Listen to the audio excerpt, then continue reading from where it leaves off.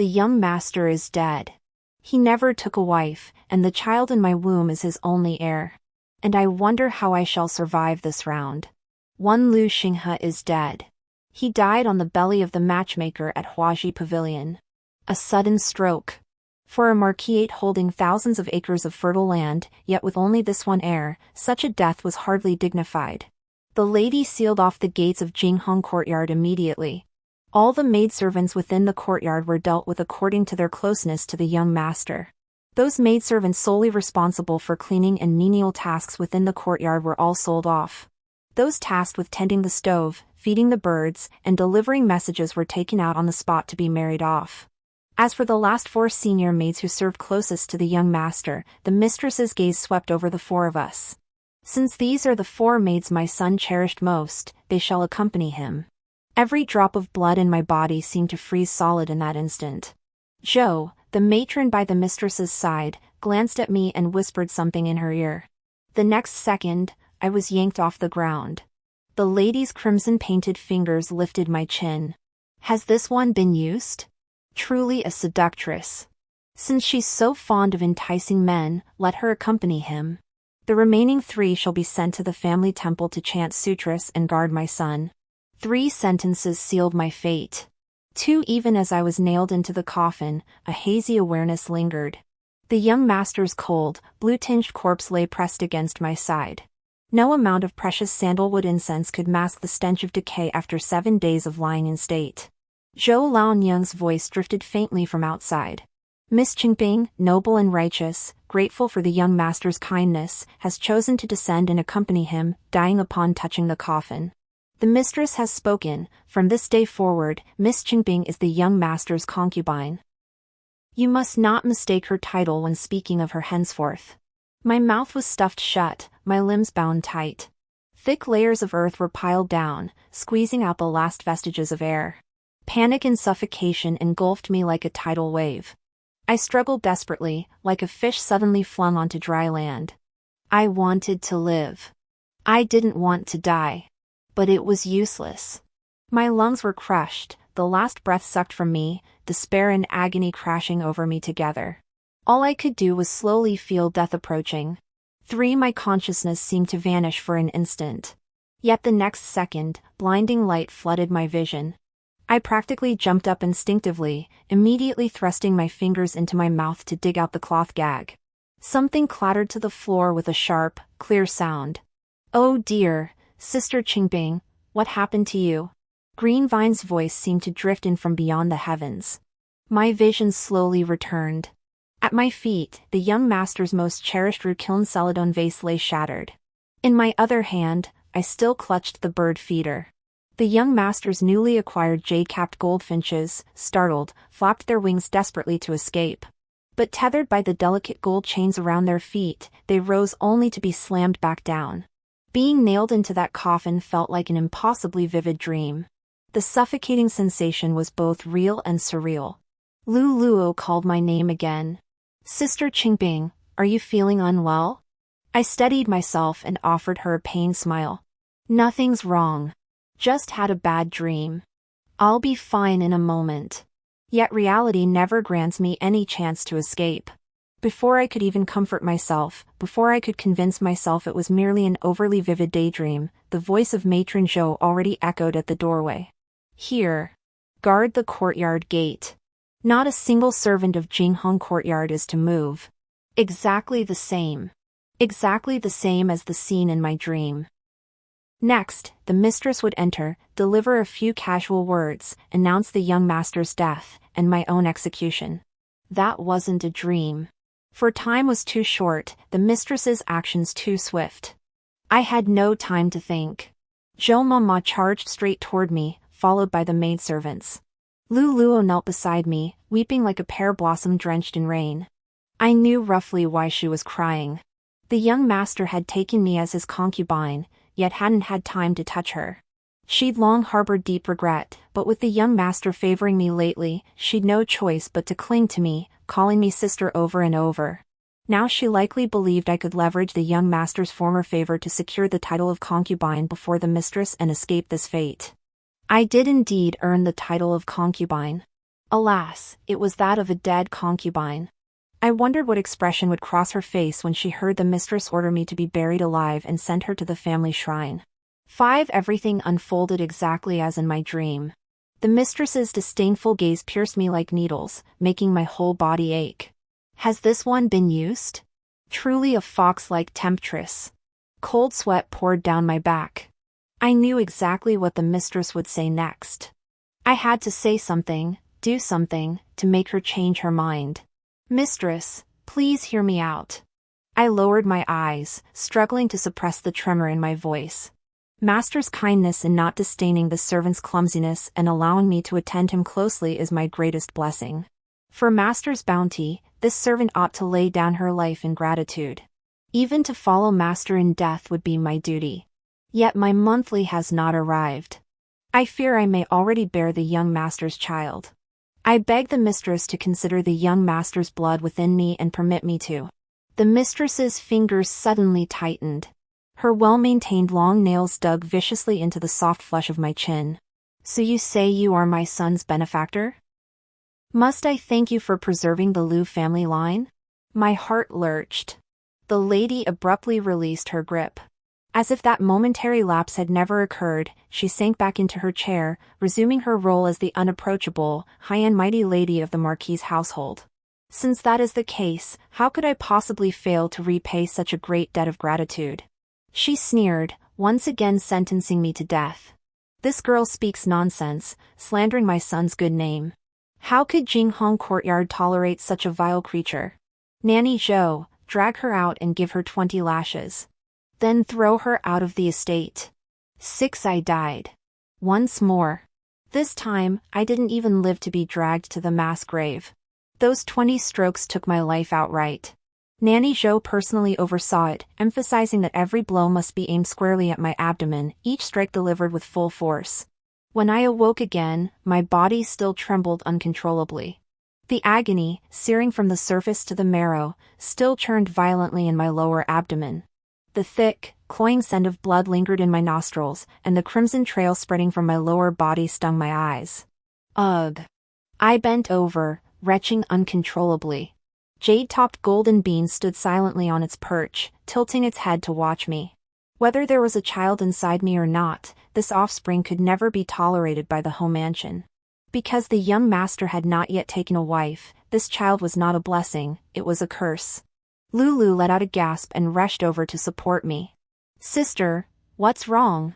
Are you feeling unwell? She seemed to remember something and covered her mouth. Could it be that you? I clutched Lulua tightly. I couldn't say it. Whether it existed or not, it must be as if it never did. I had to find another way out. Yet the time left for me was still too little. Before I could speak, Nanny Zhou's voice drifted in from the doorway once more. 7. Once again, Lulua and I knelt side by side. But this time, Lulua was a variable. My death had gained another possibility.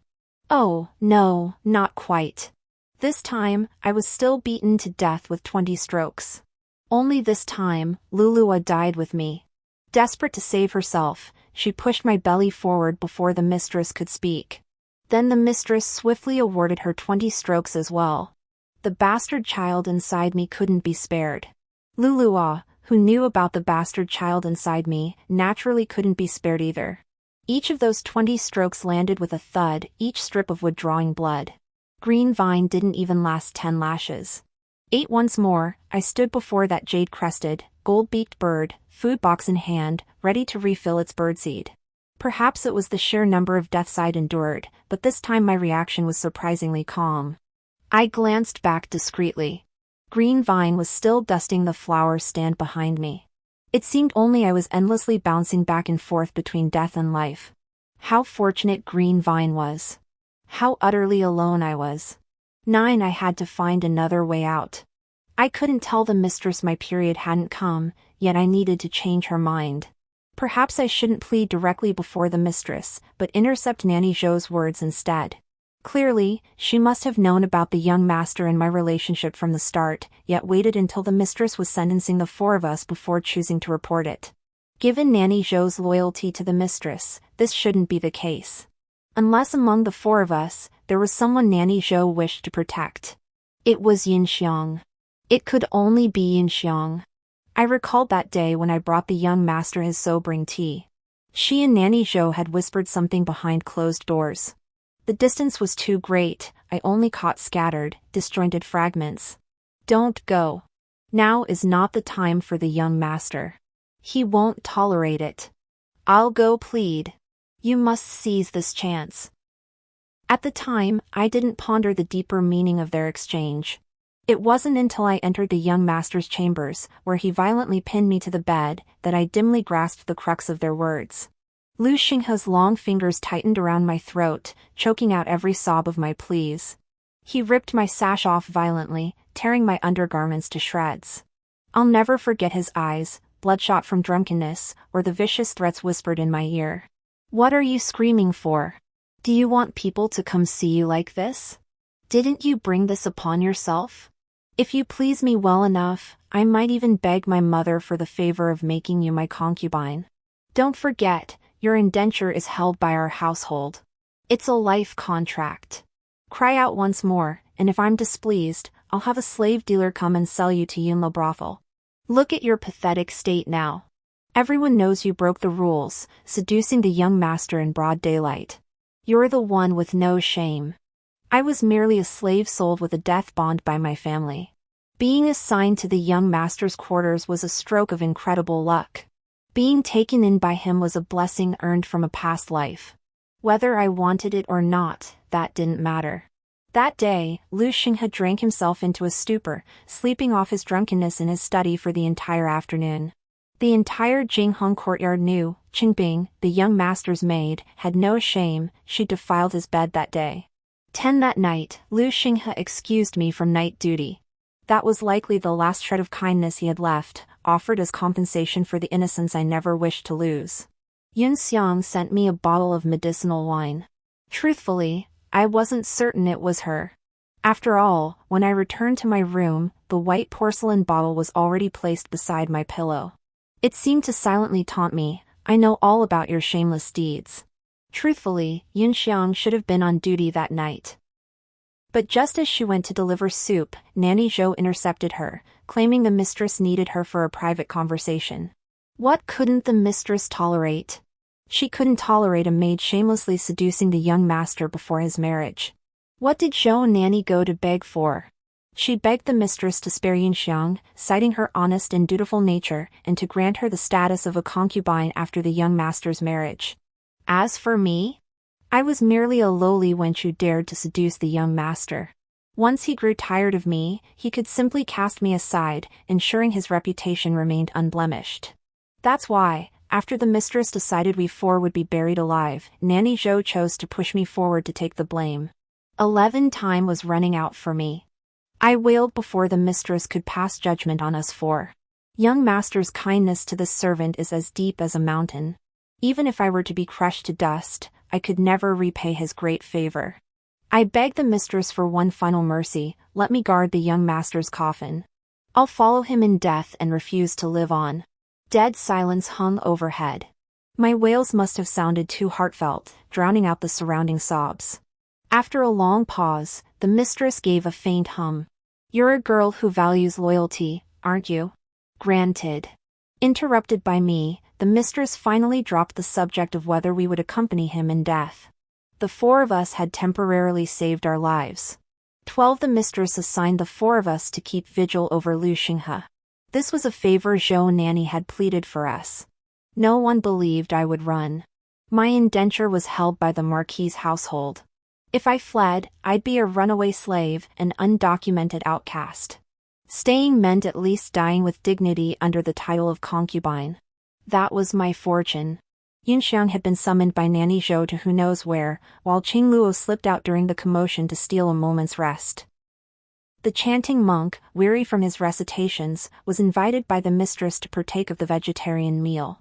Alone in the funeral hall, I stood by Lu Xinghe's coffin, replenishing the lamp with fragrant oil. My hand had to be steady. The long wooden ladle plunged deep into the small barrel holding the oil, scooping out just the right amount, neither too much nor too little. Then, raised to the perfect height, the ladle tilted. The clear lamp oil fell into the lamp bowl. The bean-sized light flared brightly once more. The man who had forcibly taken my innocence, shattered my wings, and tormented me night after night now lay quietly in the coffin beside me. I hated him. But he was now my last chance. The funeral rites lasted only 7 days. True to my promise, I would end my life beside Lu Xinghe's coffin when it was carried out, accompanying him on his final journey. Only 6 days remain. In these 6 days, I must find a way to survive. Or perhaps the child within me, one I desperately wish never existed, is still my hope. It simply requires me to discover the right way to use it. 13. My hand instinctively touched my lower abdomen. It was truly a miraculous sensation. I had no proof whatsoever, yet an overwhelming intuition screamed at me. Right here, inside my body, another piece of flesh existed, breathing, growing, drawing on my vitality.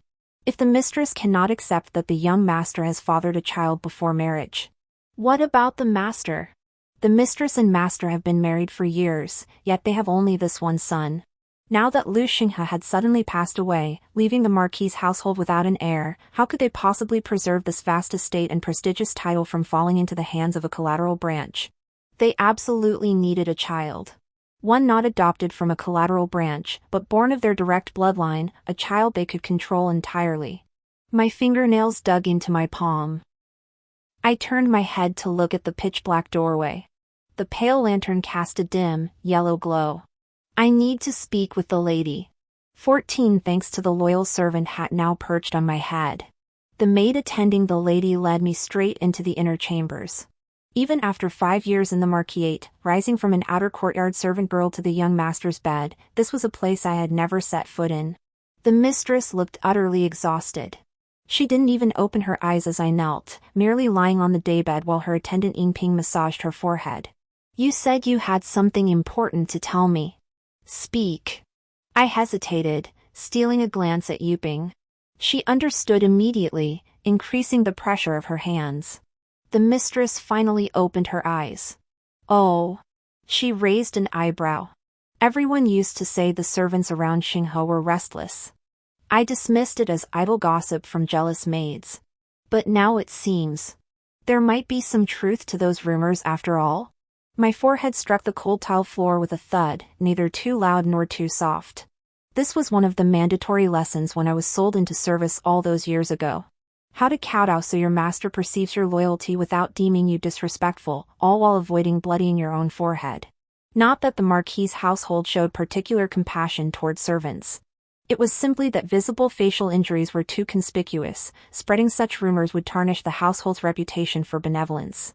The mistress waved silver vase out. My patience is limited. You'd best keep it brief. My fingers twisted tightly around the coarse white linen. Madam, please hear me out. This servant.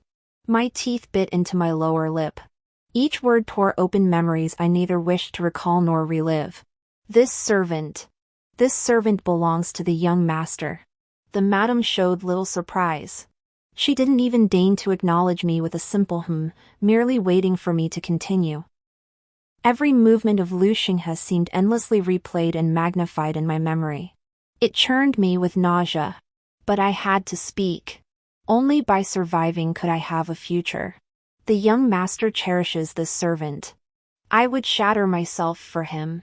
Yet these past days, I've noticed my monthly cycle has ceased. I fear I carry his child within me. The mistress seemed to smile. What? You still covet that concubine's position? Think bearing my son's heir will let you stay in the Marquis's mansion, living as a young mistress? She sighed, almost wistfully. I knew you were restless, with that seductive look on your face. Truly revolting. I slammed my head down hard, leaving a dark red stain on the floor. How could a lowly servant like me dare to covet anything else? I only have the mistress's best interests at heart. With the young master gone, reputation is paramount. How could I sully his good name? But the mistress and master have been married for years, with only the young master as their son. I merely worry for the mistress's future. The mistress sat up straight, her voice finally shedding its earlier condescension. Continue. I steadied myself. This servant intended to follow young master in death, but I cannot bear to part with his child within me. I also worry for the lady and master. If the lady... I lifted my head, meeting the gaze of this highest-ranking mistress of the Marquis's household for the first time. If the lady would show mercy and allow the servant to bear the child, I would never live a life of shame. This child would never know of my existence. He would be the late-born son of you and the master, carrying on the Marquis's line. Surely the young master's spirit would rest easy. I only needed these few months to catch my breath, to gather the strength to escape the Marquis. Everything else was nonsense. The mistress needed a child. I had a child. She could not refuse my loyalty. 15. The lady looked at me. For the first time in so long, I saw a person in her eyes. Not a fox spirit, not a tool, not a beast of burden. But a human being, one with her own terrifying, unorthodox thoughts. After a moment, a smile crept onto the lady's lips. The usually dignified and reserved lady of the Marquis's house laughed unrestrainedly for the first time. You truly are an interesting girl. She dabbed at the tears at the corners of her eyes with a handkerchief. No wonder my son insisted on choosing you from among all those maids. You truly are extraordinary, to dare utter such words. My heart pounded like a drum. The lady slowly leaned closer, her fingers once again pinching my chin. But you did get one thing right. Her fingernails, dyed with fuchsia, glowed red as blood. Do you know why, after all these years of marriage to the master, we've only conceived Lu Xinghe? Her grip tightened, the smile vanishing from her face. Do you know why, with so many concubines and mistresses in the master's chambers, not a single one has ever conceived? My breath caught. If one woman couldn't bear children, it could be blamed on her. But if none of them could only be the man. But if the Marquis was incapable, how did Lu Xinghe come to be? The mistress's gaze sharpened. You're right. The Marquis and I do need a child. Her nails dug into flesh, droplets of blood trickling down the nails stained crimson with impatience juice. But do you know why I never wanted to raise Lu Xinghe? Do you know why the Marquis was so lax with Lu Xinghe? You're so clever, guess this, with so many children in the collateral branches and so many abandoned infants in the charity halls, would the Marquis and I possibly need this bastard in your womb? She suddenly let go. The abrupt release of her grip sent me tumbling back to the floor. "Joe Mama!" The lady's voice was shrill. Joe Mama and the maidservants filed in one after another. In that instant, the mistress had fully reverted to her haughty demeanor befitting the Marquis's wife. She leisurely wiped the residual blood from her hands with a handkerchief before casually delivering my death sentence once more. This girl is so unrestrained, seducing the young master and spouting filth. I shall grant her wish. Seal her lips and carry her out. Sell her to a slave dealer for a few taels of silver, or simply bestow her upon one of the servants. Such an unclean girl must never defile the gates of our Marquis's residence. 16. I believe that was the most disgraceful death I ever faced. Thanks to the mistress, I finally understood what kind of fox spirit I was rumored to be among the servants of the Marquis's residence. I lost count of how many men climbed atop me. Every inch of my body ceased to belong to me, reduced to a mere plaything. The men's low groans and filthy words seemed endless. Is this the young master's inner courtyard maid? No wonder she climbed into his bed, she really is soft and white. Hurry up, this woman looks like she's about to pass out. I'm waiting. What's wrong with her? Look how much she's enjoying it.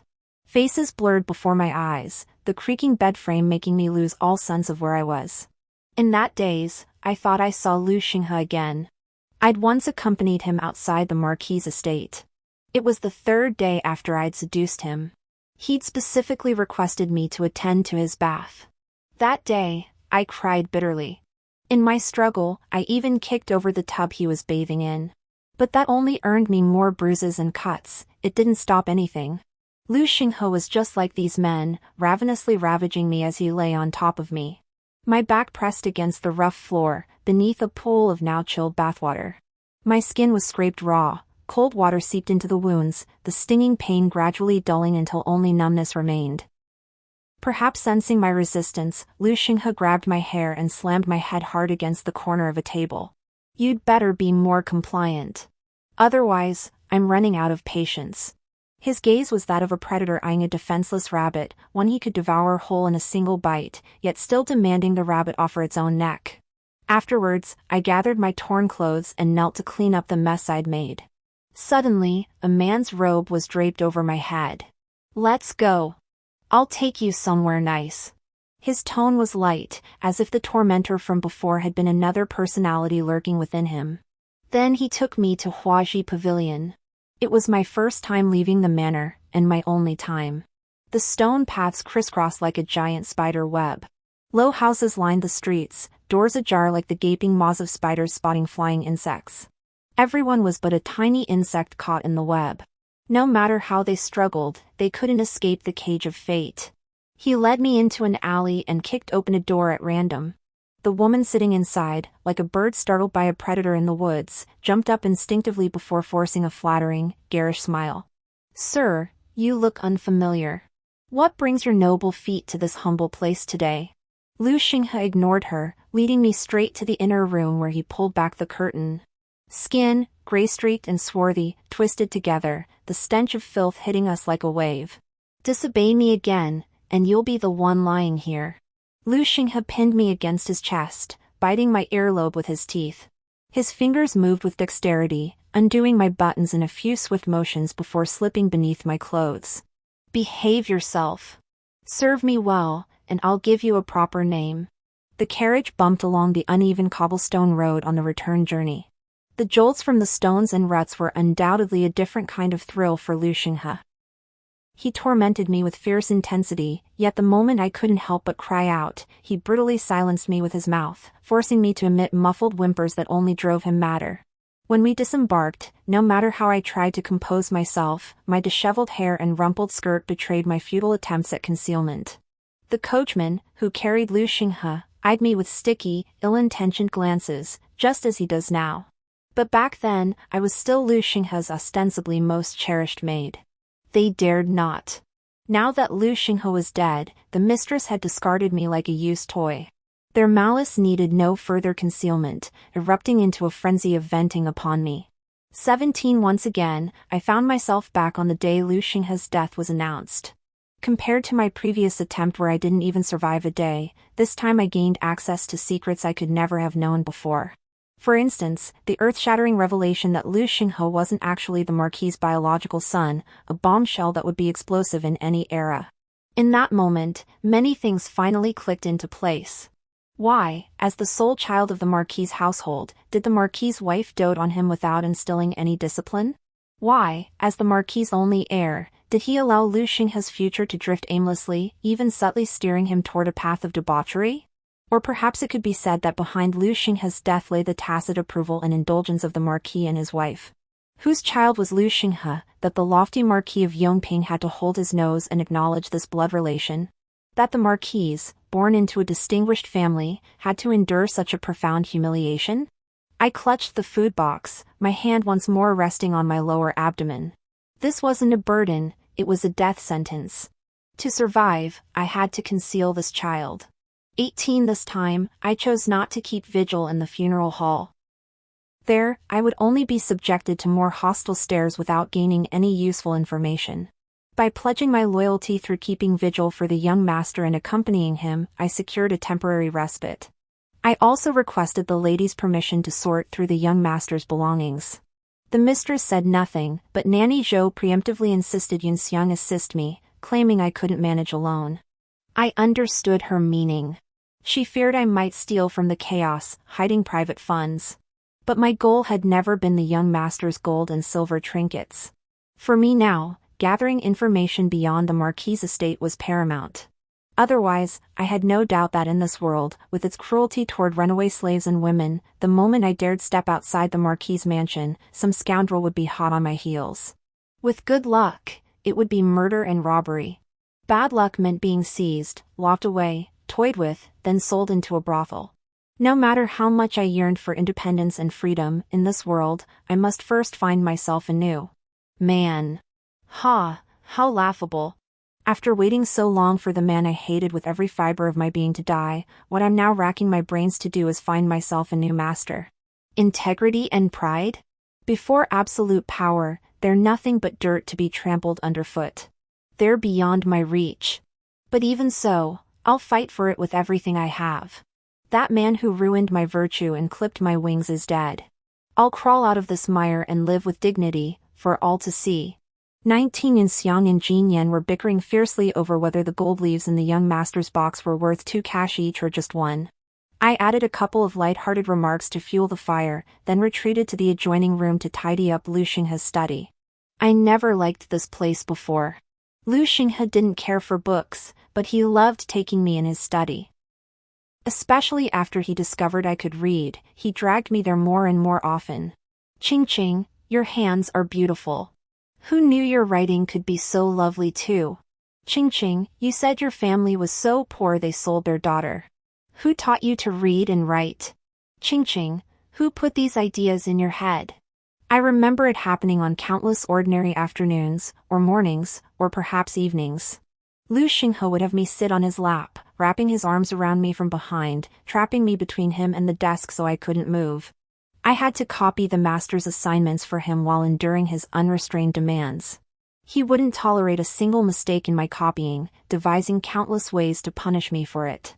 He pushed my blouse high up, his hot, wet lips and tongue roaming and biting my back, sending wave after wave of tingling sensation. Qing, copy carefully. One mistake and you won't sleep tonight. His hand covered my chest, occasionally squeezing hard to remind me not to lose focus. If my mother asks tomorrow why I didn't sleep well, you'd better have a good answer ready. The edge of the desk rubbed my chest raw, turning it crimson. The accelerating pace made it nearly impossible to hold the pen steady. Lu Xinghe's breath grew heavier and heavier. You really are a little devil. His hand slid slowly downward, gripping my waist and pulling me down forcefully. I bit down on my knuckles, forcing back the cry that threatened to spill from my lips. Still, tears welled in my eyes from the pain. Lu Xinghe finally stopped. We were pressed so tightly together I could feel the faint, uncontrollable tremor that escaped him amidst his intensity. Amidst the chaos, a book that didn't belong to Lu Xinghe fell to the floor. The front page opened to reveal a name I'd never seen before. Zhou Yueshan. 20 I once tried asking Lu Xinghe who he was. All I got in return was a night of torment from Lu Xinghe. My Qing is getting more and more naughty, already thinking about other men. He made me kneel at the bedside, holding the ink for him. A cold silver needle, dipped in ink, plunged viciously into my bare shoulder. Lu Xinghe's teasing voice breathed warm air into my ear. Qing, don't move. If I miss, it won't look pretty. I couldn't control the trembling throughout my body, but he pinned me down firmly. The sharp, fine needles densely traced crimson outlines across my shoulder. He even stuffed a handkerchief into my mouth. Be good, Qing. No screaming. His voice remained gentle, yet his grip didn't ease. When the silver needles pierced my flesh, he even twisted them inside. Remember this well, whose servant you are, whose person you belong to. From now on, think before you speak, know what questions to ask and what words to withhold. HM? He leaned in, pinning me to the bed. My body was drenched in cold sweat. I fainted, only to be woken by his chokehold. But in the end, he relented. That old stick in the mud adores hibiscus flowers. Since you asked him, I'll reward you with one. See how kind I am? Lu Xinghe might lack in other areas, but his painting talent was innate. That hibiscus blossom he rendered was lifelike. Every stroke was dipped in my blood. Yet all I could manage was a hoarse whisper of thanks. This servant thanks the young master for his gift. Lu Xinghe finally let me go. But as I held the water to help him wash, he muttered under his breath. Strange, really. He's always looked down on us scions of prominent families. Why is he suddenly so kind, talking to me and spouting nonsense about how he misjudged me before? My thoughts stirred. The book Zhou Yueshan gave Lu Xinghe was Zhuangzi. Lu Xinghe never cared for books. The items in his study were merely for show. Since the academy rarely taught Huanglao philosophy, he naturally had no interest in reading it. But one day, while copying an essay for him, I couldn't resist adding a line from my thought: if no one in the mansion could help me, Zhou Yueshan might be my other path. 21 From Lu Xinghe's scattered descriptions, Zhou Yueshan seemed to be a rare upright gentleman in their academy. But he was too principled, so he looked down on them, the spoiled brats who had squeezed their way in through family connections. I searched through every one of Lu Xinghe's books and finally, in a corner box, unearthed that copy of Zhuangzi bearing Zhou Yueshan's private seal. The death of the Marquis's legitimate son was a major event. Zhou Yueshan's admission to the Imperial Academy itself signified his exceptional status. As Lu Xinghe's classmate, he ought to attend the memorial service both in reason and in sentiment. This Zhuangzi would be my foot in the door. Many questions remained unanswered. When would he arrive? How many would accompany him? Would I catch him alone? And how could I persuade him to aid me?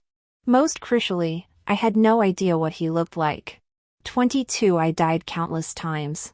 Cast out twice by the mistress, sold 4 times, subjected to 3 rounds of family discipline, forced to drink a bowl of poison.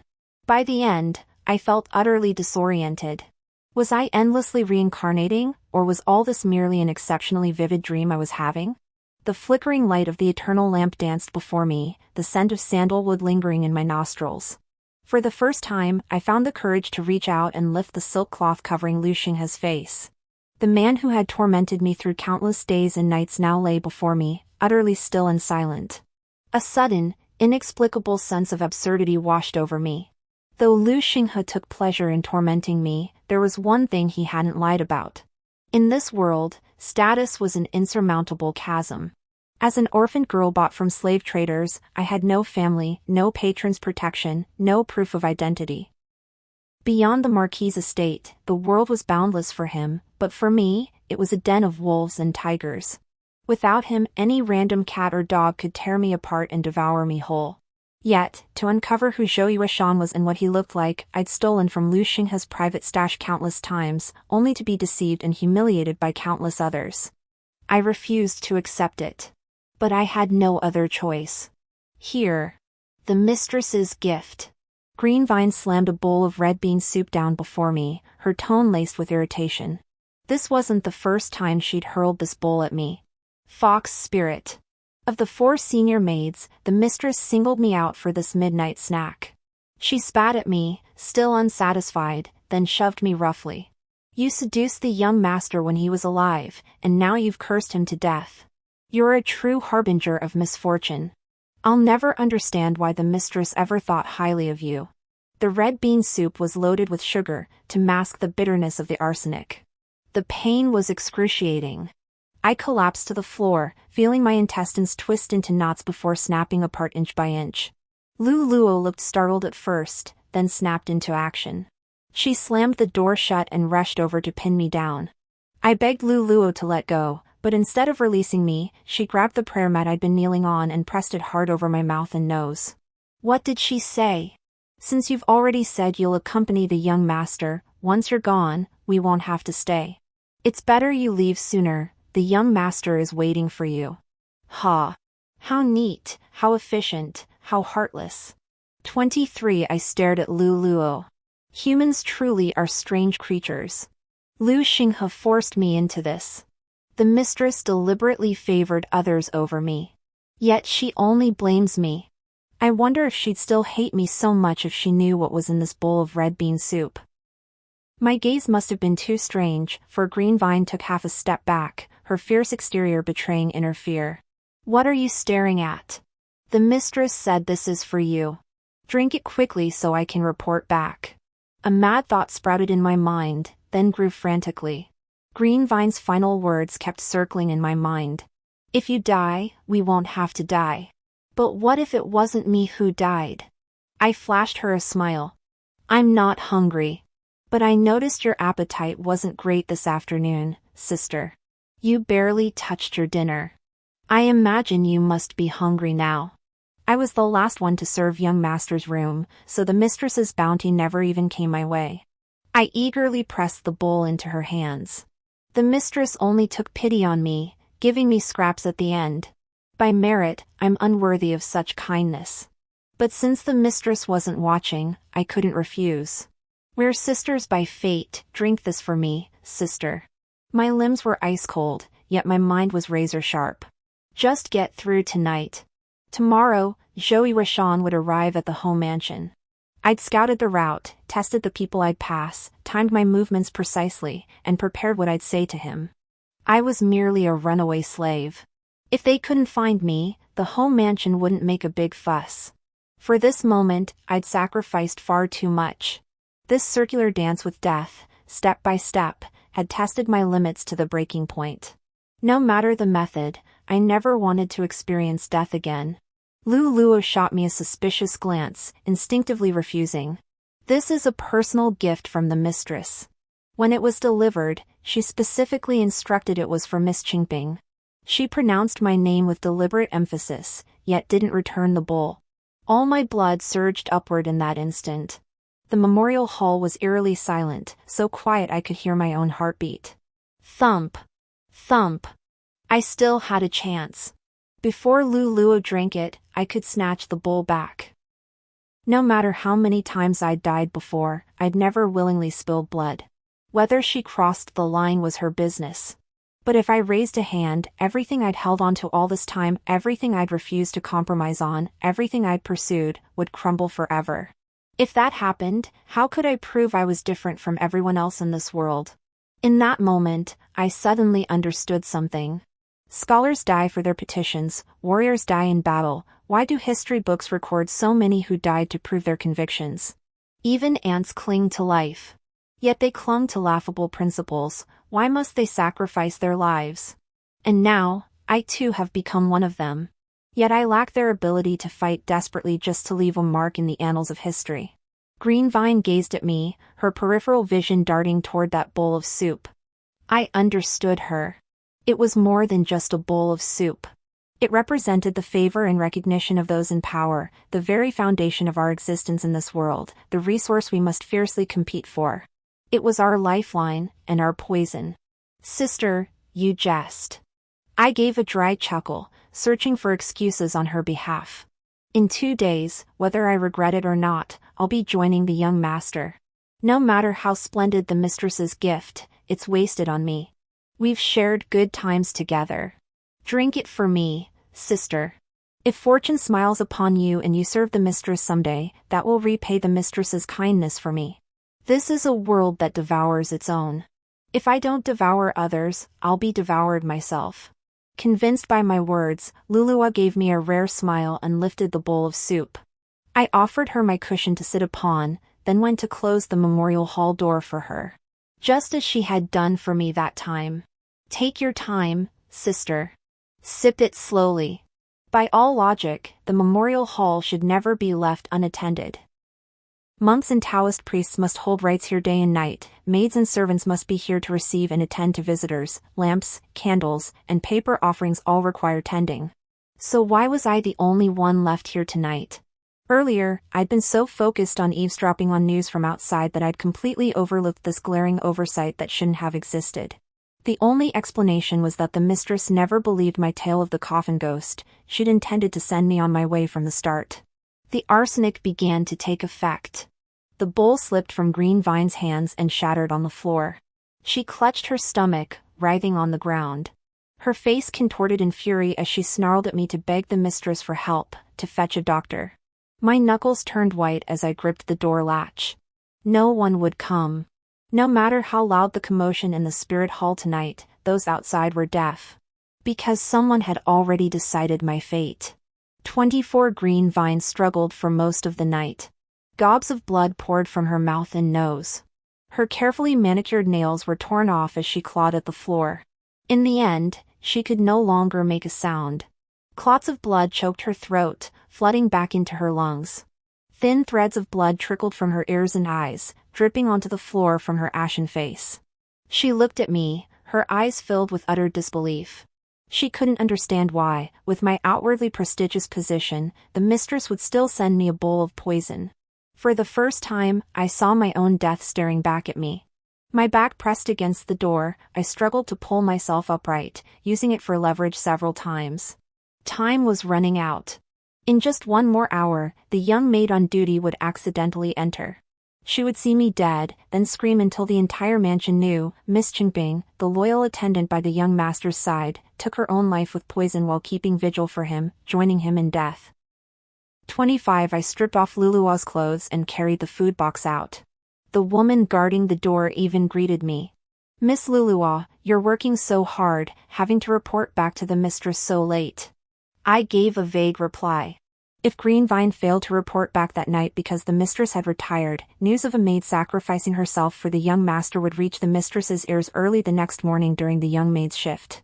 The mistress would be busy handling Greenvine's death and managing the comings and goings of the entire household, so she wouldn't notice my absence for a while. Even if she did, finding people, searching rooms, relaying messages, and keeping the news contained, all would take time. Thanks to the constraints this world placed on women, news from the outer courtyard always reached the inner courtyard a step behind. Conversely, news from the inner courtyard always leaked out to the outer world a little slower. Zhou Yuashan would arrive at the home mansion in the morning, accompanied by 2 other students from the Imperial Academy. The lady of the house's nephew would serve as the escort. I had only one chance. 26 Zhou Yuashan would linger for a while after offering incense. During this time, the 2 scholars accompanying him would mingle with other guests, building connections. He would then need to wash his hands. My first step was to distract the lady's nephew, who was guiding him. Once, I had even positioned myself on the path beside the washroom, waiting only for Zhou Yuashan to emerge and see me. But I never got to see Zhou Yuashan. A pair of hands clamped over my mouth from behind. The lady's nephew dragged me straight into an empty room nearby. How did you sneak into the outer courtyard? He casually grabbed a passing servant boy to guide Zhou Yuashan, then slammed the door shut behind him. I know who you are. You're the maid cousin Lu favors most, aren't you? He scrutinized me from head to toe, as if appraising a piece of meat already laid out on the chopping block, thoroughly cleaned. My cousin mentioned you, saying you. He trailed off, and I knew whatever came next wouldn't be flattering. What are you doing here? His shadow loomed over me as he pinned me hard against the wall. Think about it. If Auntie finds out a maid from the inner courtyard sneaked out in broad daylight to meet a man, what do you think she'll do to you? His hand slipped beneath my clothes, just like those men had done countless times before, each time I'd died. Behave yourself. Don't make a scene. If I'm in a good mood, I might even pull some strings and arrange for you to meet your lover. He pinned me to the bed as the respectful voice of a servant drifted in from outside. Mr. Zhou, this way please. Young Master Shin is occupied and has sent me to guide you. The man unfastened my skirt, bound my hands behind my back with my own sash, and stuffed my handkerchief into my mouth. What matchmaking? What good mood? All lies. He only wanted me to stop struggling so he could enjoy himself more. He knew it. I knew it. That time, I never got to see Zhou Yuashan. He delivered me straight to the mistress. His excuse? He'd spotted me lurking suspiciously in the outer courtyard, likely up to no good, stealing something. He suggested my aunt investigate thoroughly. As he dragged me into the inner courtyard, he even crouched down to smooth my disheveled skirt and tuck away a strand of hair clinging to my ear. His fingers pressed firmly against my lips, twisting them roughly. Shoo. Think carefully about how you'll answer my aunt later. Think it through well. Maybe afterward, I'll plead with my aunt to let her reward you to me. His gaze lingered unabashedly over my body, utterly unconcerned that I might scream. True. If I kept quiet, it was just a matter of receiving corporal punishment for stealing, a beating, nothing life-threatening. But if I spoke up, it would be for seducing a man, unbecoming of a woman. What awaited me then was drowning in the pond. As I was dragged out, he stood beside the mistress, silently mouthing words to me. He was saying, "Such a good girl." How disgusting. When the first blow landed on my body, I could barely tell anymore. Was it the people who did this to me that were disgusting, or was it myself, being turned over and over, defiled, that was disgusting? 27 Returning once more, Zhou Yuashan approached just as I remembered, walking side by side with the mistress's nephew. I stepped forward to intercept them. Third Master Shin. I bowed lightly to him. The mistress sent me to fetch you. She has questions.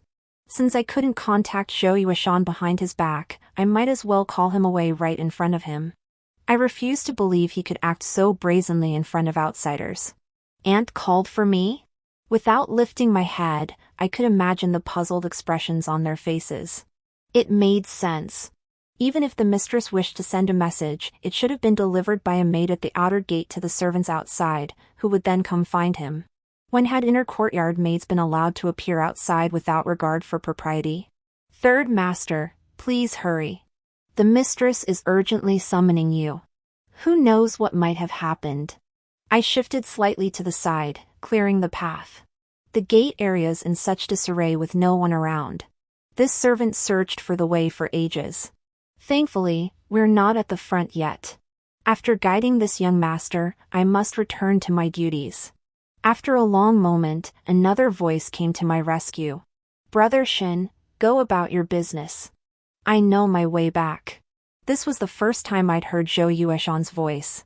Just as Lu Xinghe had described. Gentle and courteous, yet stiffly formal to the point of being unapproachable. I watched the lady's nephew turn a corner. Judging he was far enough away, I finally straightened up and stole a glance at Zhou Yueshan. That single look was enough for his jet-black eyes to capture me. Contrary to his claim of knowing the way back, he stood there watching me. How could I describe his gaze? It was probing, but more than that, it was waiting. Silently, he seemed to say, "Don't try any tricks. Don't try to deceive me. I know everything." Almost instinctively, I knelt down and pulled out the zhuangzi from my bosom, its pages now fused with my body heat. "Young Master Rongbing, I am a maid who serves in the young master's study. I have come to seek you out because the young master instructed me that this book was borrowed by you, and it must be returned to its rightful owner at all costs. The young master has shown me great kindness, and I dare not forget his command. I risked my life to come find you." Zhou Yueshan seemed about to speak, but hurried footsteps ultimately cut him off. Nanny Zhou led a group of maidservants charging straight toward me. "You thieving wench! How dare you bring shame upon yourself outside the house?" She gave me no chance to react or defend myself, immediately ordering her servants to gag me before bowing to Zhou Yueshan. "Our household has failed in its duties. This ignorant girl has offended the young master. Please forgive her transgression." As she commanded her servants to drag me away, Nanny Zhou pushed a young servant forward. "You will guide the young master." In that instant, overwhelming resentment engulfed me. I'd come this far, why did it all come crashing down at the last moment? Why did they arrive so swiftly? It was the final step. If only I'd had a little more time. If I could have exchanged just 2 more words with Zhou Yueshan, fabricated a plea for his help, something plausible enough in this era, I would have succeeded. Why couldn't I even get that tiny bit of time? Summoning my last ounce of strength, I threw myself against the servant woman gripping my arm, pushed through the crowd, and threw myself at Zhou Yueshan's feet, clutching his sleeve desperately. There was so much I needed to do. I needed to pull the cloth gag from my mouth. I needed to beg him to save me. I needed to return that book containing my interpretations of the zhuangzi. But Nanny Zhou reacted far quicker than I anticipated. She seized my hair in one swift motion, halting my next move. Amidst the chaos, the zhuangzi fell to the ground, and I only managed to tear off a piece of Zhou Yueshan's sleeve. I still couldn't do anything. Except cycle endlessly through death, over and over. 28 The agony and dizzying collapse of consciousness struck again. Unlike before, this time I awoke with something in my hand. A sleeve. A sky blue sleeve edged with dark, swirling cloud patterns. Torn from Zhou Yueshan's sleeve as Nanny Zhou dragged me away. My breath nearly stopped. This had never happened before. No matter how I died before, nothing ever reappeared with me. Was heaven telling me that perhaps, this time, someone could finally help me? Seeing I hadn't moved for a long while, Greenvine turned and called my name. I nearly dropped the food box from my hands. Even though I'd braced myself mentally, seeing someone who had died by my hand standing before me alive again was an overwhelming shock. Madame and Nanny Zhou entered Jinghong Courtyard once more. Everything began turning again, like gears in a machine that had cycled through countless rotations. I secured the chance to sort through young master's belongings, found that copy of Zhuangzi, and in the memorial hall, once again offered Green Vine the mercy of arsenic. The only difference was that I couldn't show my face before Madame's nephew. I had pondered this many times. The reason Nanny Zhou found me so quickly must have been that the lady's nephew encountered her when entering the inner courtyard, allowing her to swiftly locate me in the outer courtyard with her people. Otherwise, in such a vast marquise residence, having evaded all patrols, it was impossible for anyone to know my exact whereabouts with such precision. 29 My wish was granted, and I knelt before Zhou Yueshan once more. This time, having learned my lesson, I resolved to go all the way. I cornered him directly in the lavatory. Thankfully, the era's rigid master-servant hierarchy ran deep, and Zhou Yueshan had no habit of locking the door when using the facilities. When I opened the door, his trousers were already halfway down. From that usually rigid, composed man, I forced a flicker of a cracked expression from his face. "You! How dare you! Get out immediately!" He tugged at his trousers. I clutched my book. He glared at me. I stared at the floor. In the end, Zhou Yueshan conceded defeat, turning his back to me to pull up his pants. Thank heavens, compared to the Ho family, this man at least had some dignity. "If you insist on dignity, then I'll abandon mine." Without a single stutter, I repeated the young master's kindness toward me, vowing to fulfill his dying wish of returning the books even if it cost me my life. Thanks to the relative privacy of the outhouse, I even had time to embellish my tale, spinning Zhou Yueshan a lengthy story about Lu Xinghe's delight at the prospect of befriending him. Zhou Yueshan's air of refined nobility vanished completely against the backdrop of the chamber pot. "Speak your mind, quickly." I had no doubt that if I weren't still a maid of the Marquis's household, making it awkward for him to dismiss me outright, he'd have kicked me out by now. His hesitation meant I still had a chance. Using the motion of grabbing Zhou Yueshan's leg, I shifted my position to block the door completely. "This servant begs the young master to save my life." Zhou Yueshan nearly toppled backward, landing squarely on the chamber pot. He drew a deep breath, forcing himself into a corner of the cramped lavatory where he wouldn't be touched by me. The Marquis's household has always been magnanimous. There has never been any ill reputation of mistreating servants. As a servant, you must remember your place and refrain from speaking ill of your master. Standard, well-worn advice about proper conduct. He wanted nothing to do with me, while also subtly reminding me what I should and shouldn't say. Zhou Laonyang's voice suddenly rang out from outside. "Everyone keep your eyes peeled. If you spot her, bring her straight back. Go search over there again. That little slut might be planning to escape. Daring to run off after stealing the mistress's things? She said if we catch such a runaway slave outside the estate, we can't keep them, we're just a small household. Send them straight to the authorities to be beaten to death. No need to bring them back." This time I hadn't encountered the mistress's nephew, yet Nanny Zhou had arrived so swiftly. The mistress's reaction was far quicker than I'd anticipated. Almost instinctively, I took another step backward. My back collided with the shelf. The solid wood struck the wall, and the copper basin perched atop it tilted, clattering loudly. The voices outside fell silent. I turned to look at Zhou Yueshan. The washroom was too small. You could see everything at a glance. There was nowhere for me to hide. Even if he could speak up to save me now, could he possibly stay inside all day? The moment Zhou Yueshan left, Zhou Nanny would be right behind him, ready to bring people to beat me to death again. I absolutely did not want to die again. I didn't want to die in any way. At least in the Marquis's mansion, I could die quickly. But if they sent me to the authorities, I might not even be granted the mercy of death. 30 My fingers found the sleeve I'd stuffed into my sleeve, the one I'd torn from Zhou Yueshan last time. My mind went blank. How should I use that sleeve? What should I say when I pulled it out? I had no idea. It wasn't something that should be on me. If discovered, I couldn't even begin to guess the consequences. Zhou Yueshan looked at me thoughtfully. But I couldn't spare the time to guess his thoughts. I didn't have the time, nor did I want to. All I knew was that this time, I had to succeed. "Young master." The moment I spoke, the man across from me suddenly moved. He covered my mouth with his hand, spun me around, and pulled me into the corner where he had been standing. The crisp, pure scent of white sandalwood enveloped me. He seemed to smile at me.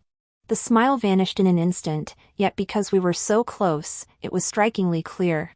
Unlike Lu Xinghe possessed a striking appearance.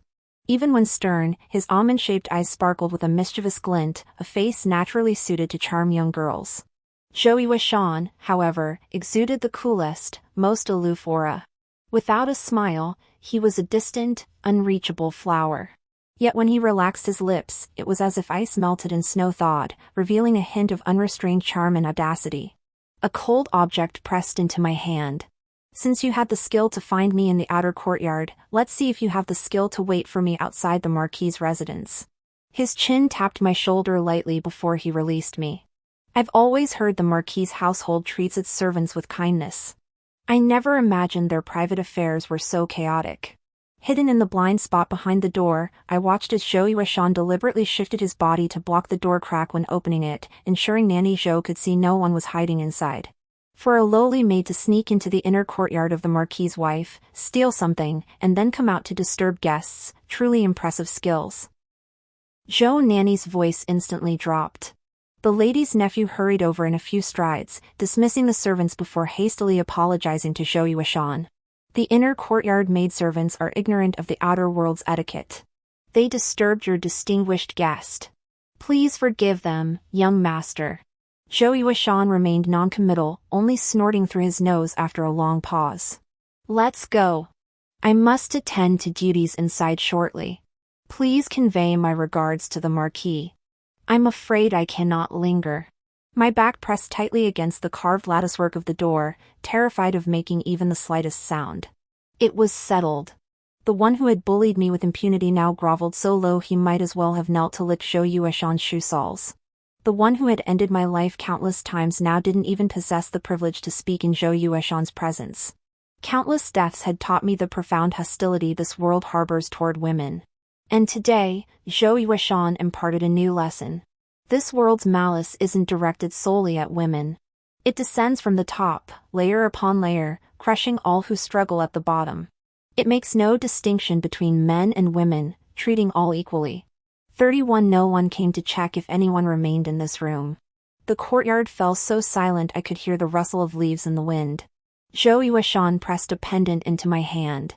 Carved from pale green jade, it depicted a delicate lion clutching a ball.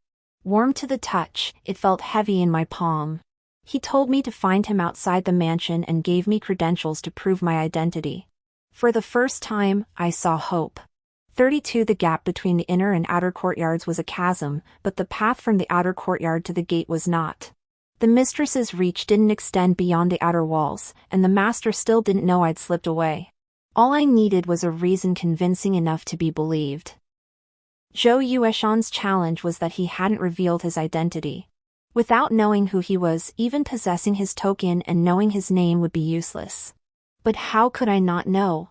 I knew not only his identity, but also the crest on his carriage, the exact time his servant would park the carriage to wait for him, and precisely how to evade everyone's gaze. The final piece of the puzzle finally fell into place. Clutching the fan pendant, I laughed freely. How had the master phrased it that time? The loyal and resolute Marquis has never had dealings with our family. Why would his child suddenly speak on behalf of the Marquisate? Regarding Xinghe's matter, the Crown Prince bestowed a gift just the other day. Now, tell me exactly what happened with that Zhuangzi text. That was the longest I ever lived, and also the first death I chose for myself. I sought out Nanny Zhou and begged for a bowl of abortion medicine. Over the boy already taking shape inside me, the master and mistress had a terrible fight. The master declared that regardless of whose womb bore the child, it would be the mistress's offspring. As long as I was dealt with, that child would become the Marquisate's sole legitimate heir. The mistress's actions, he insisted, were effectively sealing the Marquisate's and his own fate. Rarely losing her composure, the mistress cursed the entire Marquisate family from top to bottom. The master himself couldn't produce an heir, and the father-in-law was utterly shameless. How had Lu Xinghe been conceived all those years ago? The master had willingly played the cuckold for so long, now he deserved what he got. The master's own house was crooked, and the mistress, unmarried, had impregnated a maid. The entire marquisate was a laughingstock. Nanny Zhou had long since let all the young maids out, yet she had deliberately left me behind. It made sense. In their eyes, I was already dead. What harm could it do for me to hear these unbearable truths? I lay on the inner bed, my womb churning violently. Clots gushed out in large masses, soaking the cold mattress and dripping steadily from the bedside, pooling into a dark red mass on the floor. Painful, but worth it, wasn't it? The metallic taste of blood spread between my lips. I opened my mouth and laughed silently. This child, when used in the right place, could indeed prove useful. Even in their lofty positions, the master and mistress were not as united as a solid slab of iron. Truthfully, I should have seen it coming. After Lu Xinghe's death, the mistress sought to leverage her family's influence, but the master had no intention of letting her have her way. I had begged the wrong person before. 33 Under the pretext of delivering a message to the mistress, I made my way boldly to the west gate. Now the mistress was busy dealing with the punishment of Nanny Zhou, who had offended an important guest, while the master was occupied with apologizing to Zhou Yueshan. They had no time to trouble me. For the first time, I truly stepped outside the gates of the Marquis's residence. Carriages and palanquins bustled along the long street. Pale paper money was tossed into the wind, only to be trampled back into the mud. Taking a deep breath, I headed straight for the carriage belonging to the Marquis of Loyal Courage. "Sir, young Master Zhou sent me to deliver something. Would you kindly relay this to Tongbing?" The coachman, likely unaccustomed to someone like me who didn't even introduce herself before demanding to see his master, paused in surprise before extending his hand. "May I ask which household you serve, and what you wish to deliver to our young master?" I took half a step back, hiding my hand behind me. Young Master Zhou specifically instructed that this must be delivered in person. "Just announce my arrival for me."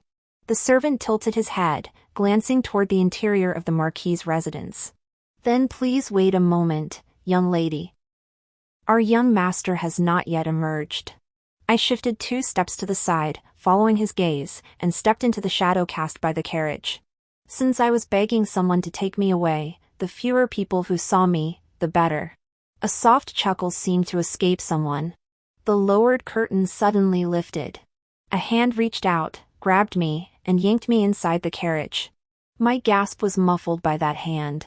My back slammed against the carriage floor. The pain was sharp but bearable.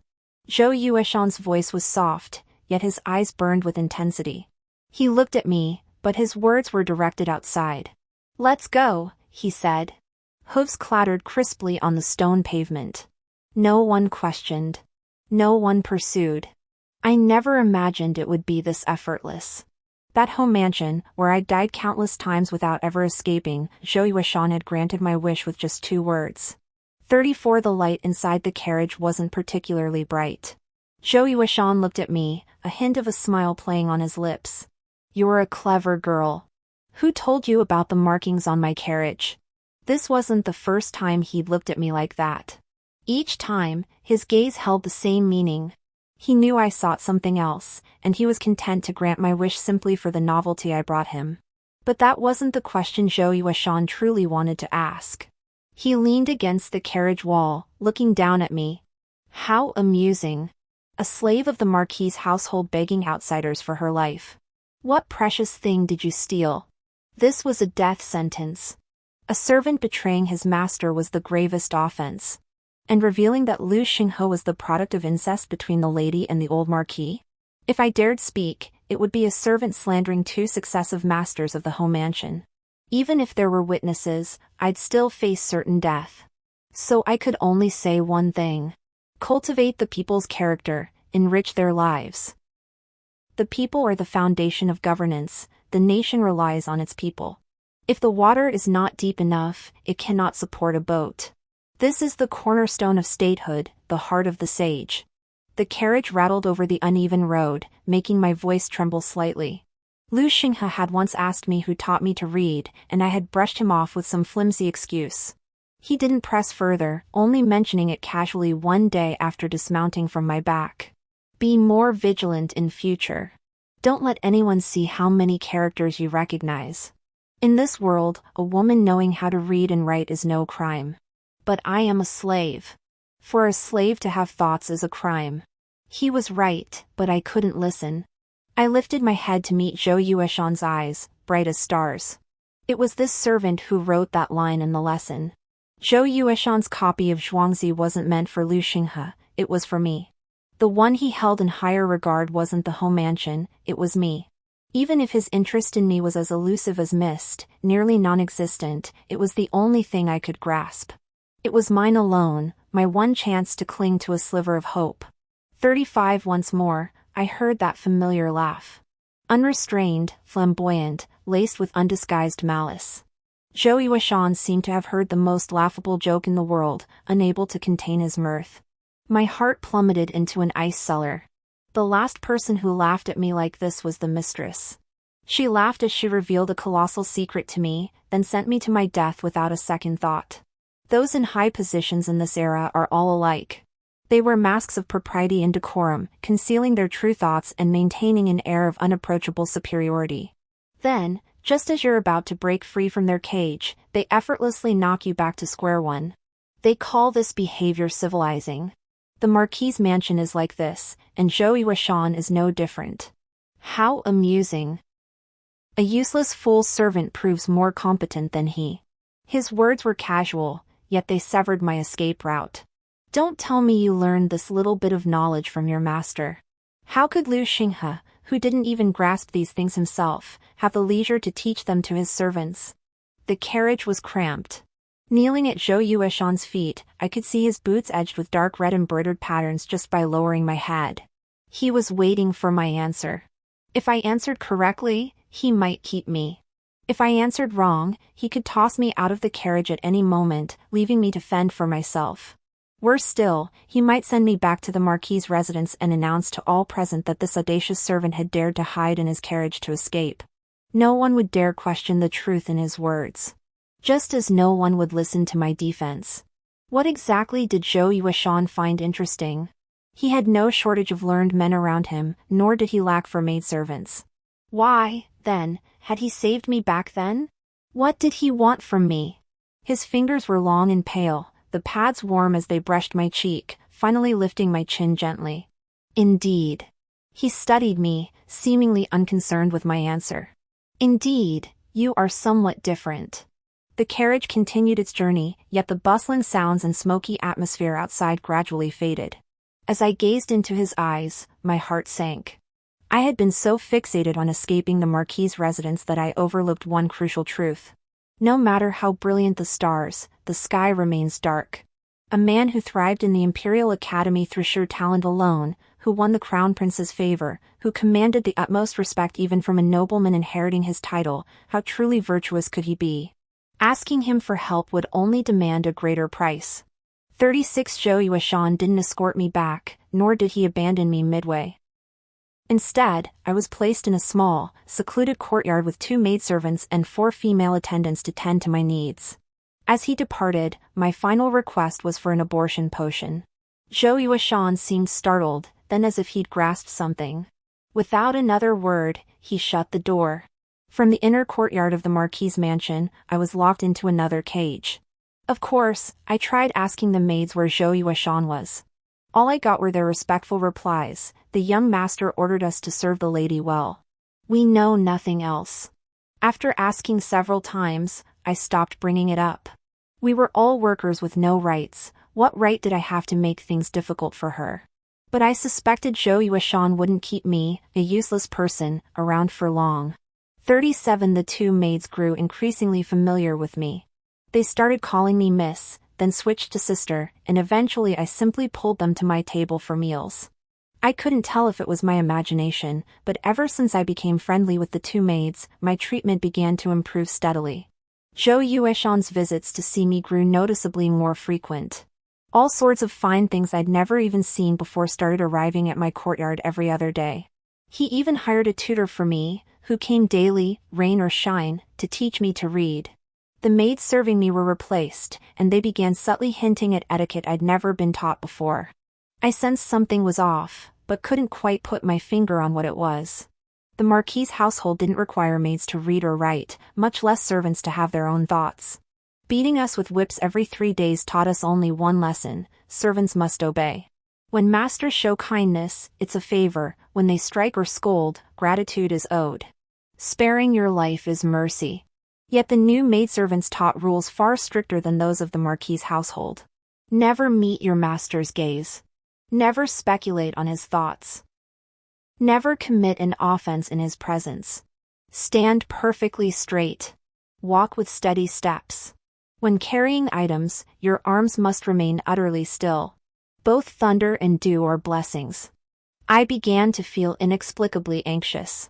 Once, I even asked him directly, "What exactly does my young master wish to know?" "This servant will speak without reservation to repay your kindness." Killing someone is no more than a head nod. I've nodded so many times already, this round won't make a difference. What I fear most is the frog in the slowly heating pot. After too long in comfort, recalling those relentless days of near-death exhaustion always leaves me with a "how did I endure that?" I wasn't afraid of Zhou Yueshan using me for anything excessive.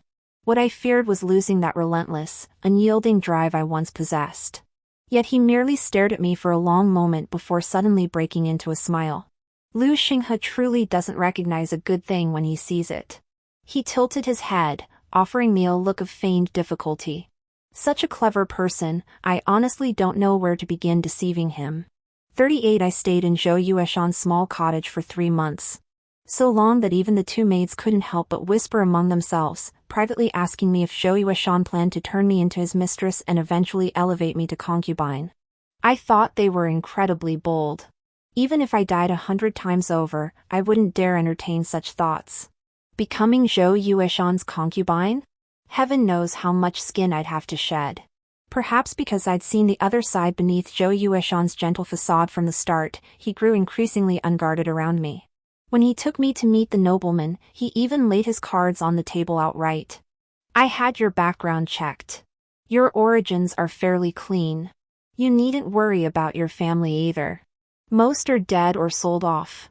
You left a death contract at the Marquis' estate, and now you're a runaway slave. Finding someone willing to take you in would be sheer luck." I bowed my head and replied respectfully, "Yes. My lord has bestowed a life-saving grace upon the servant. I shall never forget it until my dying day and am willing to obey your every command." I think I know who he intends to take me to see. Why did Master Zhou Yueshan's copy of the Zhuangzi attract the Crown Prince's favor? Why did the Marquis of Zhongyi's mansion speak on behalf of the Marquis' residence? What words were spoken? What favor was sought? Would Zhou Yueshan truly regard Lu Xinghe, that profligate, with higher regard simply because of a single phrase that slightly pleased him? Back then, I was utterly consumed by the joy of finally prying Zhou Yueshan's identity from my father's lips. I had no time to ponder the true meaning hidden within those few brief words. Zhou Yueshan's connection to the Crown Prince was far more than mere familiarity. Behind him stood the entire Marquis of Loyal Courage household. A single Zhuangzi and the Crown Prince's sudden reward branded the entire Marquis' household as part of the Crown Prince's faction. And I was still basking in self-satisfaction, convinced Zhou Yueshan admired Lu Xinghe's scholarship and valued my own ideas. I was the real joke. Memorize the rules of the Imperial Academy thoroughly. As we dismounted, Zhou Yueshan offered a rare piece of advice. "Now that you know where we are, understand your place. Answer only what you're asked. Don't look where you shouldn't. You have no right to refuse." 39 To the very end, I never got a clear look at what the legendary Crown Prince actually looked like. The old nurse who taught etiquette drilled into us most of all that, as a servant, to look directly at a master was to usurp their position, to show contempt for authority, to be audacious and reckless. Not to mention, for palace maids followed me the entire time, surrounding me front and back, holding their breath and watching me intently. The Crown Prince asked me only 3 questions. "Did you write those words? Did you escape the Marquis' residence on your own? Who else is in your family?" The first question was easy to answer. I'd already laid my cards on the table with Zhou Yueshan, I couldn't contradict myself. The second question was passable too. Though Zhou Yueshan had given me a push, I had indeed walked out of the Marquis' gates myself. As for the third question, I could only bow my head deeply. Your Highness, this humble servant does not recall.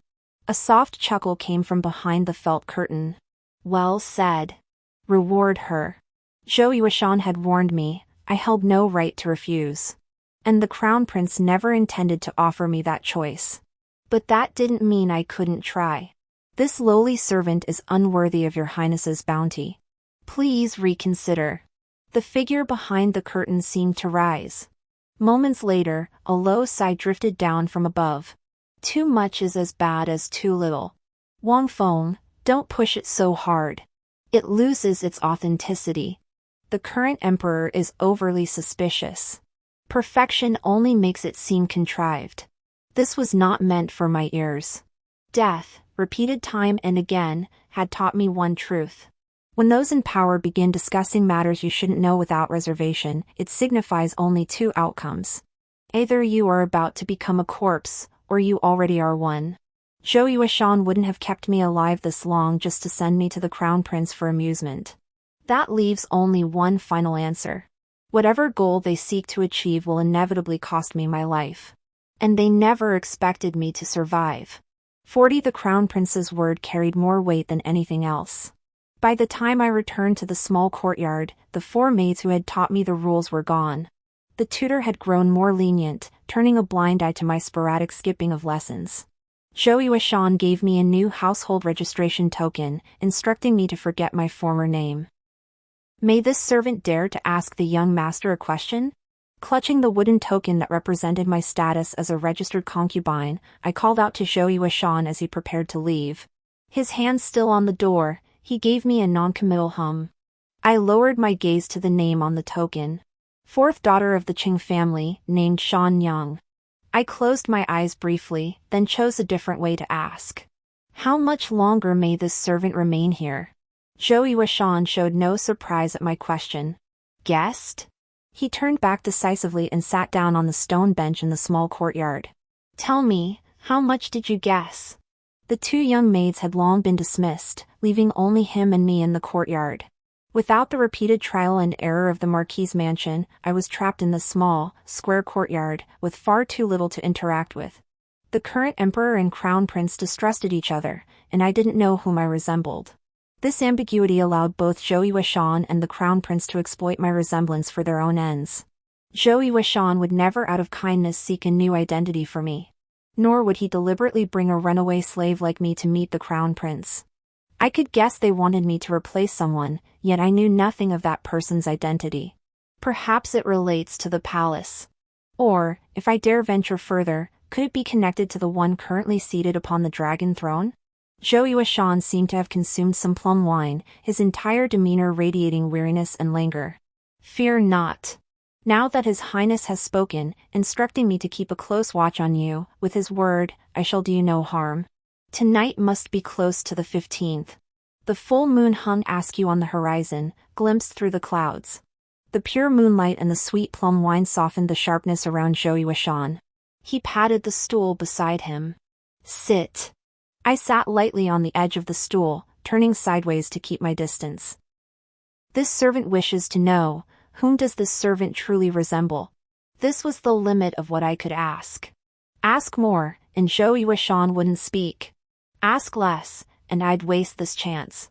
Zhou Yuashan propped his head up with his hand, watching me with interest before letting out a low chuckle. He took my hand, dipped my index finger into the teacup he drunk from, then held my hand as he traced my new name stroke by stroke on the small stone tablet. Truthfully, I'm quite curious myself. What kind of place would invest so much money and effort in teaching a woman literature and etiquette, yet neglect to teach her proper calligraphy? His breath brushed my ear, not as startling as thunder. Why don't you tell me? 41 Zhou Yuashan never told me whom I resembled. But I felt I'd glimpsed a corner of the answer. The next day, I was shoved into an unmarked mule cart. We traversed a long tunnel until we reached the edge of this world seat of power. Zhou Yuashan accompanied me part of the way. Yet he spoke only one sentence. Live well.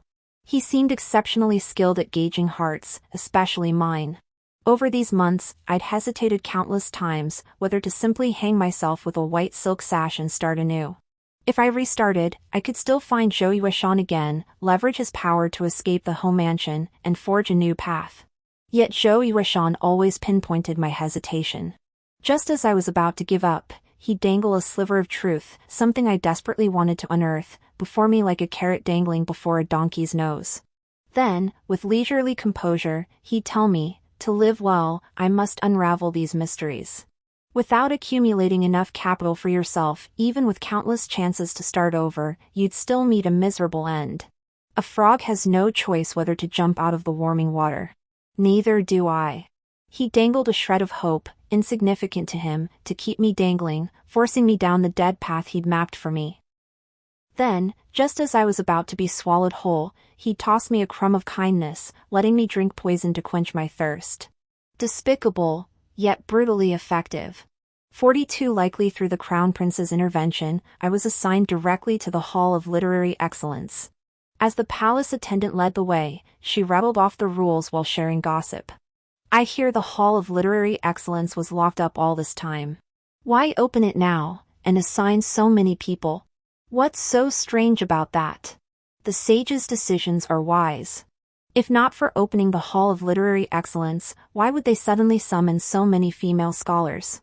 The elder palace attendant nodded at our group, her tone part admonishment, part wistful observation.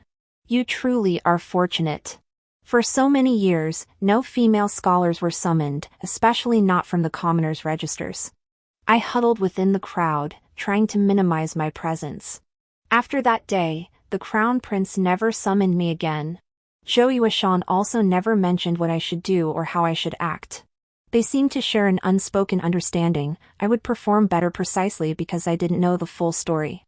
Of course, they might have had another consideration. Someone who knew nothing was far less likely to reveal too much. 43 The Hall of Literary Excellence was the most secluded pavilion in the Imperial Garden. Hidden behind a dense grove of bamboo, only a faint, pointed corner peeked through the green foliage when viewed from outside. My first assignment was to deliver transcribed scriptures to the Empress's palace. My eyes nearly turned red with envy alongside those of my fellow newcomers. After all, not everyone was blessed enough to receive such a plum assignment upon entering the palace, one that offered the chance to witness the sovereign bestowing rewards. Then I was rewarded with 3 slaps across the face. A senior palace maid personally wielded a wooden rod as wide as a palm, delivering solid blows to my cheeks. Afterward, she deliberately led me inside to express gratitude to the Empress. Kneeling on the thick Persian tribute carpet woven with floral patterns, I watched my blood mingle with saliva, dripping drop by drop into the heart of a peony pattern, vanishing without a trace. The Empress reclined on her beauty couch, the surrounding silence eerie. The palace maid who had struck me approached the Empress, standing at attention with hands folded. Zhou Yueshan was not here, nor would anyone else whisper instructions in my ear about what to say or not to say. In that moment, I even thought Zhou Yueshan wasn't such a bad person after all. Though he intended to use me, at least he was straightforward about his intentions. I bowed my head low to the floor. This servant thanks your majesty for the favor. The Empress's gaze fell upon me. This time, you seem to know your place? She likely took a sip of tea, pausing before continuing her question. Since you're so clever, why don't you guess why I'm rewarding you? The initial tingling sensation on my lips gradually faded, replaced by a growing, sharp ache. Every time I opened my mouth, it felt like tearing open fresh wounds. I bowed my head again. This servant, ignorant of court etiquette, has offended your majesty. Your majesty's magnanimity in sparing my life is the greatest favor bestowed. The Empress seemed to snort derisively, setting her teacup on the table.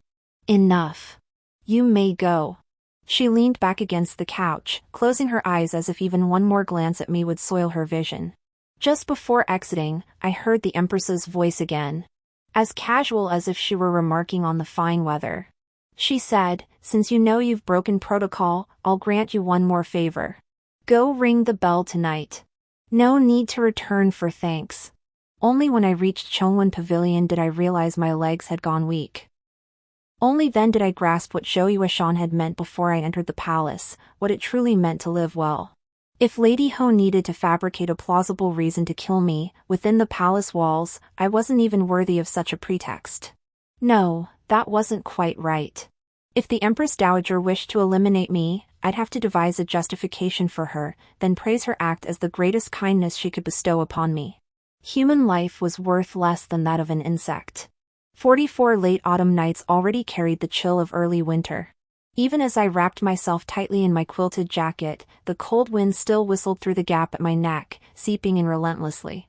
Thanks to the beating bestowed by Her Majesty the Empress, I could finally piece together the identity of the person the Crown Prince mentioned who resembled me so closely.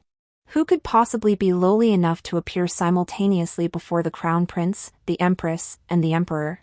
Not to mention the palace servants whispered rumors of reopening the selection for court ladies, and the all-too-familiar style of the book classification catalog in the Academy of Literature. Every single clue pointed to one conclusion. She, like me, had traveled through time. Ideals of equality and freedom were etched into our very bones, branding both of us as outsiders in the eyes of the world. The independence and equality granted by the new era became our death sentences. No matter how desperately we tried to blend in, we remained fundamentally different. The position of female historian and the Chongwon Academy were the fruits of her struggle against this era. Yet she was erased from existence by the depths of the palace, while I continued to struggle through death after death. A pebble tumbled from the low eaves, clattering to my feet. My ankle twisted, and the bell in my hand jingled in response. Then a second pebble rolled over, clattering again. The vermilion wooden door, once tightly shut, had opened a crack at some point. A head peered through the gap, beckoning me with a furtive wave. "You. Come here." As if afraid I wouldn't understand, he extended his arm outward, pointing precisely at me just as I turned to look back. "Yes, you." Next, I was dragged without a word into the long-abandoned palace. A familiar wave of terror washed over me. Scenes of repeated humiliation and death churned in my mind. Those memories, if tangible, would have crushed me, leaving me gasping for breath. In that moment, only one thought occupied my mind. Even if I had to die again, I would never allow what happened before to happen to me once more. The night patrol guards passed through the same corridor I had walked. The man covered my mouth with one hand while pinning my arms with the other. He was incredibly strong, pressing me heavily against the wall so I couldn't move. The bronze bell I held slipped from my grasp and fell at my feet. Fortunately, he was so focused on silencing me that he forgot I could still move my legs. This wasn't the inner courtyard of the Marquis's mansion, where the lady could control everything.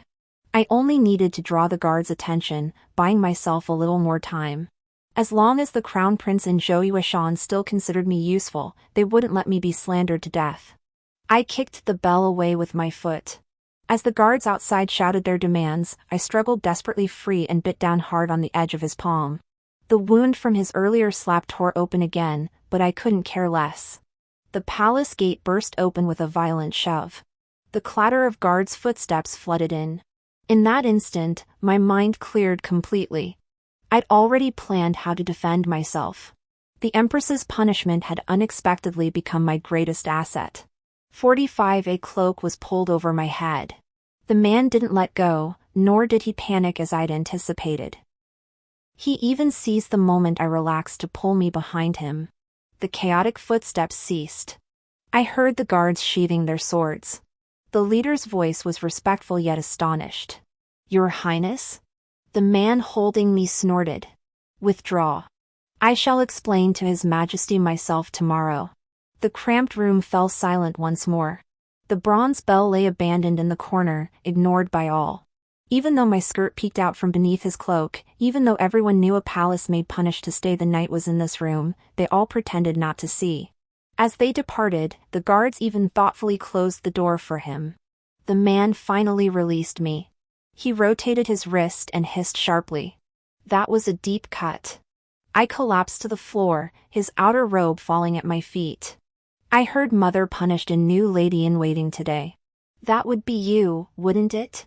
The man glanced at me before turning to pick up the bronze bell and place it on the table. He didn't approach me again, instead brushing dust off the chair and sitting down himself. I clutched my skirt tightly, unwilling to answer any of his questions. Seducing a prince and seducing a young master were not even in the same league of offenses. I was going to be dragged out and beaten to death at dawn anyway. Why bother thinking about it? 46. My complete refusal to cooperate plunged the room into dead silence. Logically, I should have done everything possible to uncover the true identity of the man before me before my death. If Shoyuashan proved unreliable, I might find a new escape route for the next round. But perhaps my nerves had been stretched too thin lately, or perhaps the fate of the previous transmigrator had shaken me too deeply, or maybe it was simply the lack of sleep that had shut down my brain. Suddenly, I felt utterly exhausted. When I arrived, the original host was being whipped. Probably because his body was too weak to endure this beating, he was replaced by me in this body. How ridiculous! Even after the victim was dead, the executioner still had to finish the punishment. But what could I change? I couldn't even alter my own fate. What good would resentment do now? The man's gaze never left me. His scrutiny was so blatant it suddenly irritated me. What are you looking at? What's so interesting? I grabbed his outer robe and hurled it at him with all my strength. But the garment was too large, and my arms too short. The robe barely grazed his toes before fluttering back to the floor. Yet the man laughed as if he'd just discovered some novelty. You're not afraid of me. He appraised me, drawing his conclusion outright. Then he asked, do you know who I am? I knew what I ought to say. I should have immediately knelt on the ground, cowed out an apology, and told him, this humble servant failed to recognize your noble status and offended you. But I wasn't in the mood. So what if he was a prince? So what if he was the crown prince? So what if he was the empress? After dying once, it was back to business as usual for me. So I simply rolled my eyes at him. I don't know. Whoever you are. He laughed even louder. I suspected I'd stumbled upon a madman. Given his status in this era, anything he did to me would be justified, would be normal. But the fact that he did nothing was the most abnormal thing of all. 47. He sat with me all night. By the end, I couldn't hold back. As he stood to leave, I asked the question I'd been dying to ask. Aren't you going to kill me? The first rays of dawn filtered through the tattered window paper, casting light upon his face. The young prince turned his head, sunlight tracing a thin golden border along the contours of his profile. Against the glare, he suddenly blinked at me. He said, guess. Me. Guess my ass. After so many lifetimes, he was the first person to leave me utterly speechless. Yet he completely ignored my refusal, forcibly draping the robe he'd been dragging on the ground over me and practically dragging me all the way to the gate of Qinqing Palace. Yes, dragging. Hand in hand dragging. Right in front of every palace maid, eunuch, and guard along the way. I exhausted every excuse I could possibly think of, from begging for mercy as a lowly servant unworthy of his favor, to threatening superstitious doom by revealing I was a widow with a stillborn child before entering the palace, to cursing him that I'd smash my head open on the road if he didn't let go, all met with the same steady response. Shut up. Game over. In the end, I could only watch helplessly as he pinned both of us to the brick ground at the entrance of Qinqing Palace, blocking the path of the emperor's procession, freshly dressed and ready to depart for court. Father, this lady-in-waiting has captured my heart. Please bestow her upon me. The young prince spoke with solemn earnestness, though his words were anything but. To strengthen his bargaining position, he pulled me into his embrace. Your Majesty, I couldn't resist last night and took her as my consort. The guards should have recorded it. Me? Me? Bro, hold up, are you even aware what you're saying? This is basically announcing to the entire palace that you slept with me last night. Do you have to be this bold? The man's words were so utterly inappropriate for minors that I momentarily forgot to control my expression. My gaze instinctively lifted. And then I saw it, the crown prince standing beside the emperor, his expression mirroring mine. Crack. It snapped. 48. I suspect Zhou Yueshan and the crown prince had planned to send me into the palace as a favored concubine. That's why the empress summoned me first to lay down the rules. But no one could have predicted a third party would suddenly swoop in and steal the opportunity. Not to mention, thanks to those 3 slaps from the empress, my mouth is now swollen like Tony Leung after eating the earth-shattering 5 poison powder and yeast is red. It's definitely not a pretty sight. So much so that after the emperor, in a daze, agreed to let me be a concubine to the crown prince, he specifically asked him, "Are you certain about this?" The man pushed me down to kowtow on the floor, then answered with unwavering resolve. Your son simply favors her inner qualities. Me. I was stunned. Brother, whatever makes you happy. The crown prince must have been stunned too. He remained silent throughout, even forgetting to use my lowly status as an excuse to stop him from taking me away. Even as the man escorted me out, I could feel the crown prince's stunned, complex gaze piercing me like a tangible blade, leaving a stinging phantom pain along my spine. 49 adult princes are permitted to leave the palace and establish their own residences. Thanks to the etiquette Zhou Yuashan taught me, I wasn't overly surprised when the man led me to the carriage departing the palace. What truly startled me was the first question he asked after boarding, a question that mirrored mine almost exactly. He asked, "What is your name?" I asked him, "Who are you?" Me. All right, here we go again. Which should I say? Answering Qing Shanyan meant I was still backing the crown prince. Answering Qingping meant I'd be selling out both my past masters. The agony of death brought by this era's rules tugged at me, clashing with my instincts. What did he know? What could I tell him? Was bringing me out a long-planned act of waiting and observing, or was it truly just a momentary whim? My gut tells me he's different from anyone I've encountered before. But too many lessons learned through blood and tears demand caution, preserving my own safety.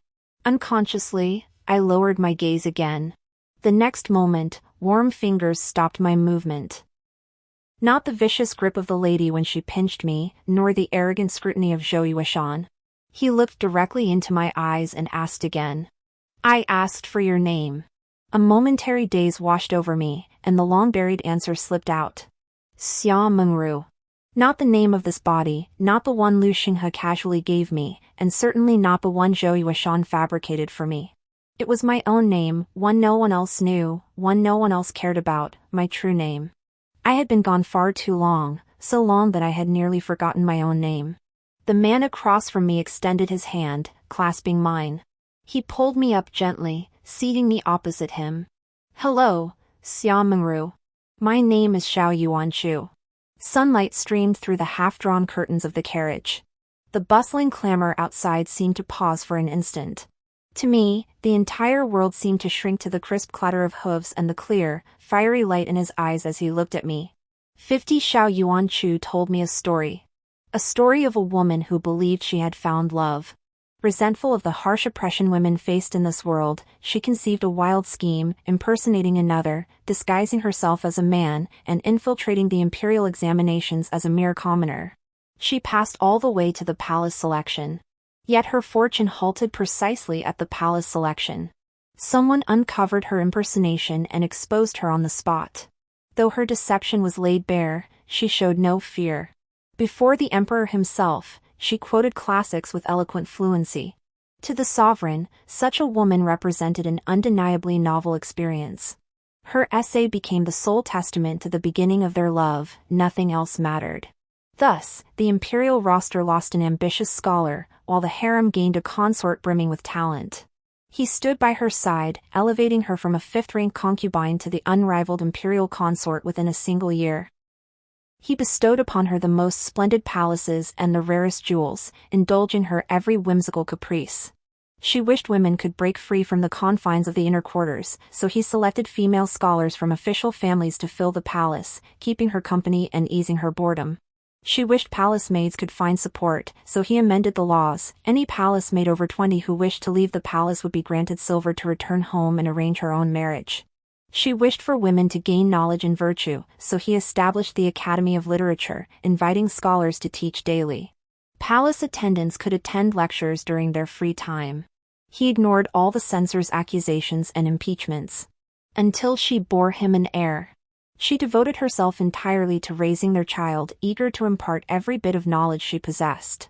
Yet she did not know that once the novelty faded, the jagged rocks hidden beneath the tide would reveal their sharp edges, capable of striking one bloody or even killing outright.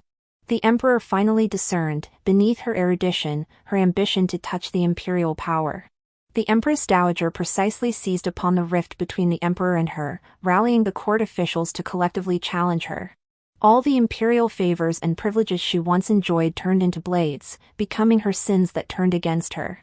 She became a forbidden topic throughout the palace. Every trace of her existence was meticulously erased. The palace ceased recruiting female historians, palace maids were no longer permitted to study, the Academy of Literature was abandoned. The chambers where the sovereign once lingered grew desolate and decayed, her name forgotten by all. The only remnant was the child whose veins carried half the emperor's blood.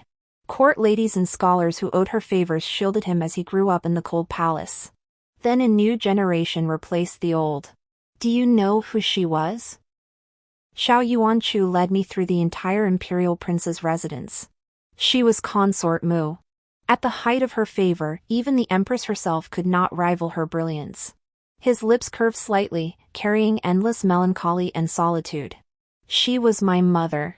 51 Xiao Yuanchu reserved the finest chamber in the prince's residence for me. He seemed to harbor an almost obsessive indulgence and expectation toward me, doing nothing in secret. He let me wander freely through his residence. Even when I stumbled into his study, he continued to receive reports from his spies within the palace. On days he didn't enter the palace, he would analyze the current court situation with me, how the crown prince grew increasingly impatient, and how he was working to strengthen his influence with the emperor. He assumed I understood everything. I once asked him why he trusted me so completely. What if I were a spy sent by the crown prince, ready to leak secrets from the prince's residence at any moment?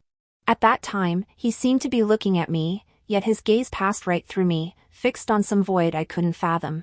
You truly resemble your mother. Had she still been here, she would never have acted this way.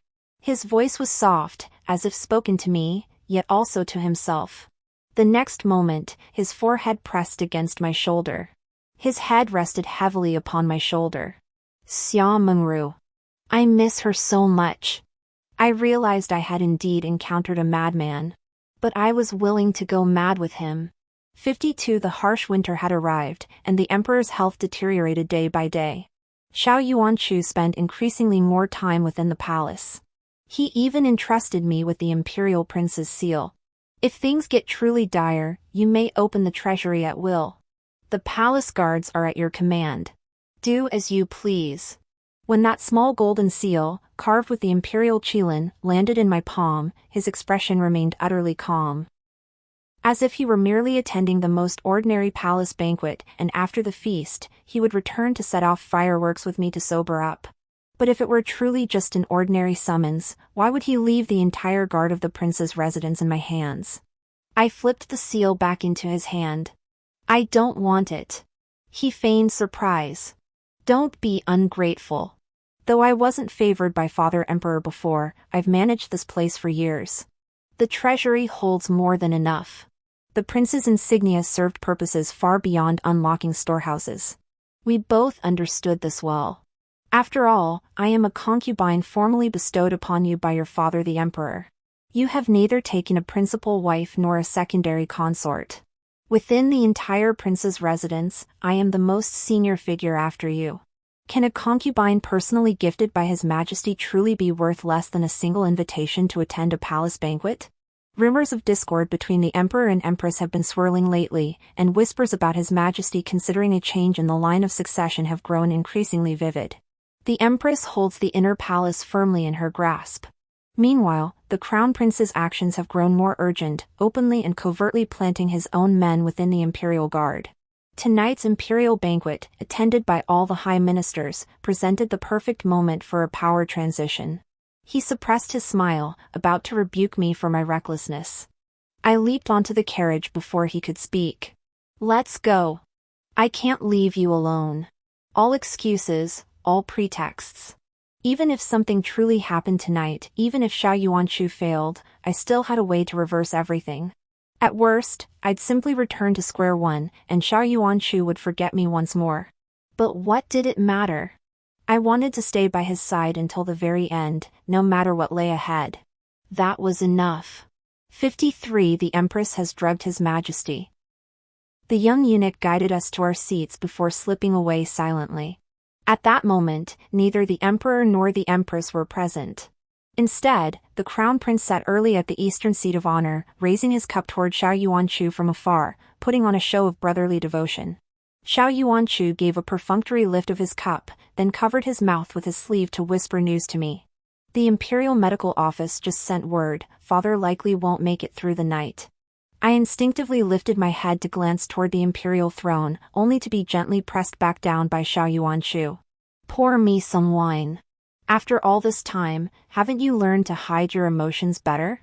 Under the cover of his wide sleeves, he gave my hand a light pat. Since you were brought into the palace through the Crown Prince's connections and now serve by my side, he'll naturally pay extra attention to you. It's nothing to worry about. His palm was dry and warm, possessing a strange magic that soothed the tension that shouldn't have been there. The rapidly aging emperor was practically carried onto the imperial throne by the empress and palace attendants. The eunuch announced the banquet's wine-serving protocol on behalf of the sovereign. The once majestic emperor now resembled a lifeless puppet, barely maintaining his seated posture, utterly at the mercy of others. With the emperor unwell, the empress naturally assumed the role of bestowing the banquet wine. Yet, as she lifted the wine cup for the second time, the emperor, who had kept his head bowed, suddenly rose, his body trembling. A sudden change occurred. The crown prince rushed forward, supporting the emperor as he cried out in alarm. His Majesty is coughing up blood. Summon the imperial physicians at once. Black armored guards stationed outside the hall streamed in, swords drawn and shields raised, filling the grand chamber to capacity. The emperor seemed utterly drained.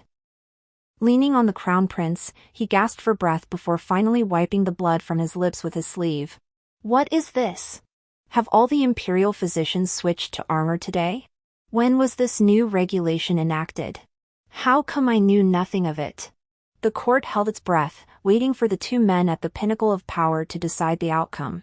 The crown prince, stung by the emperor's retort, found himself unable to continue his intended speech. I suspect the crown prince's original plan was for the imperial physician to publicly announce the emperor's terminal condition, allowing the black armored guards to then suppress any rumors of a succession change. After all, an emperor who could no longer speak would be unable to publicly declare his intent to change the heir. As long as the emperor could not propose a succession, the crown prince would be the only recognized heir. No one could raise objections. But clearly, the emperor was not only not as physically impaired as the crown prince had anticipated, but he could even speak clearly enough for all the ministers to understand. Xiao Yuanchu lowered his eyes. The emperor released his grip, shoving the crown prince aside and overturning the table before him in the process. The empress harbors treacherous intentions, plotting rebellion. She dared to instruct palace attendants to poison my food and drink. Had it not been for my son Yuanchu's vigilance, I nearly fell victim to this poisonous woman. The crown prince, fully aware of the empress's actions, not only failed to stop her but aided her in her wickedness. Such a treacherous and unfilial son is unworthy of inheriting the throne. The emperor stood tall, his earlier pallor vanished. Guards! The crown prince finally snapped into action, drawing his sword. Father, I swear I harbor no disloyal thoughts. Yet you have been blinded by treacherous counsel, even entertaining thoughts of replacing the heir. Father once taught me personally that the heir is the foundation of a nation and must not be discarded lightly. I covet no throne, this action aims only to purge the court of treachery. I implore Father to understand my earnest intentions. The black armor army stirred into action.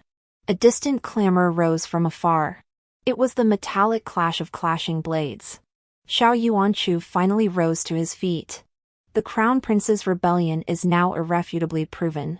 His Majesty, in his mercy, spares you for being deceived by villains and does not wish to pursue the matter. But you, loyal pillars of the nation, are you too to follow an assassination and treason? The silver-armored imperial guards finally arrived, and Xiao Yuanchu rushed to the emperor's side. The outcome was decided. I slipped away amidst the chaos. Truthfully, the outcome was never in doubt. From the moment Xiao Yuanchu received word that the empress had poisoned the emperor, this conclusion was almost inevitable. The inner palace, which the empress believed she controlled utterly, was itself under the watchful eyes of both Xiao Yuanchu and the emperor. I fixed my gaze on the figures seated upon the imperial dais. The crown prince and empress had already been led away. The emperor appeared to be commending Xiao Yuanchu. Would he be immediately named crown prince?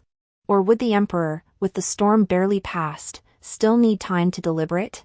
A sudden chill gripped my heart. A hot, wet sensation instantly soaked my chest. I instinctively looked down, a dagger pierced through my chest, straight through my heart. I was pulled into a familiar embrace. I knew you'd come. Zhou Yueshan's voice echoed like a ghostly whisper in my ear. Once you're dead, everything resets, doesn't it? A sleeve covered my eyes. The pattern felt familiar, celadon blue embroidered with dark, swirling cloud motifs. It was that very sleeve I'd pulled from the Marquis's mansion, begging him to save me. The sleeve I'd desperately torn from his clothes that day. I had once believed his intervention then was merely because he saw me as profitable, nothing more. Even when I wondered if he might have come back with me because of the sleeve, he never showed the slightest hint of weakness before me, so I pushed the thought aside. Little did I know, he had known all along. His wrist twisted, twisting the dagger twice more in my heart. His lips brushed my ear, like a lover's whisper, yet the words he spoke sent a chill down my spine. He said, "Wait for me. This time, we must move faster." 54 I returned once more to that familiar room. The icy cold from the dagger piercing my heart seemed to linger there. Green Vine was still obliviously polishing her flower stand. The lady arrived swiftly, accompanied by Matron Zhou.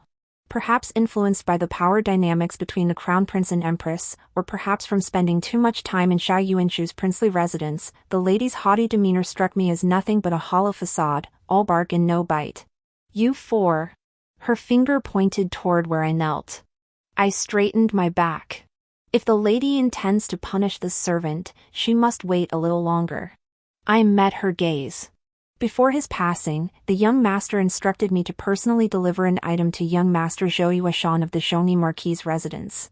Though I am lowly and my death matters little, this was his deepest wish.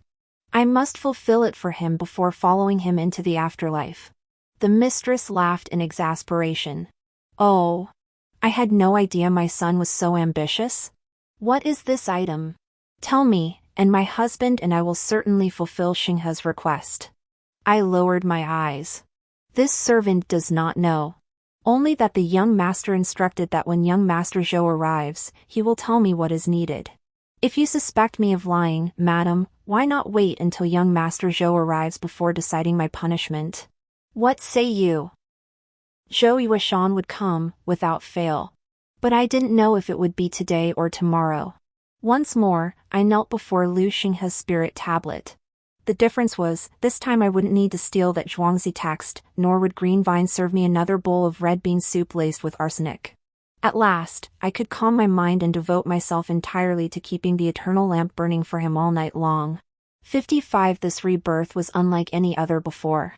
I had glimpsed countless possibilities to escape the home mansion, yet in the end, I chose to stay. Zhou Yueshan, like me, could rebirth.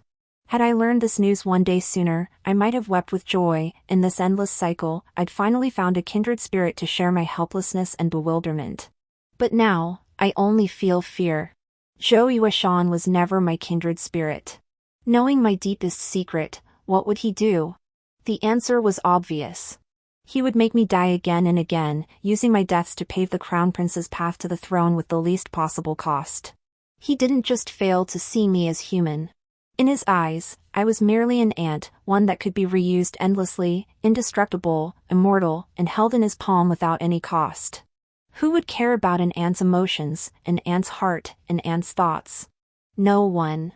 And neither would Zhou Yueshan. 56 Compared to me, who had to fabricate a reason to persuade the lady to let me see Zhou Yueshan, his approach was far more brutal. He went straight to the steward and demanded me by name. His justification? That I had once offended the Crown Prince, and he intended to take me back to face punishment. Flawed and full of holes, yet no one dared question it. I followed him out of the Marquis's residence without a single obstacle. Indeed, you. His gaze shifted from initial approval to deep astonishment, then turned to mockery. Because I drew a dagger from my bosom. Not the one he'd stabbed me with in the Tai Hall, but one I'd casually taken from Lu Xinghe's study before leaving the estate. He maintained that same leisurely, confident posture, seemingly convinced I couldn't harm him. It seems Miss Qingping has grown bold in the Crown Prince's residence, even learning to wield blades now? I slowly drew the dagger, its silver edge glinting so brightly it made me squint. Minister Zhou is joking.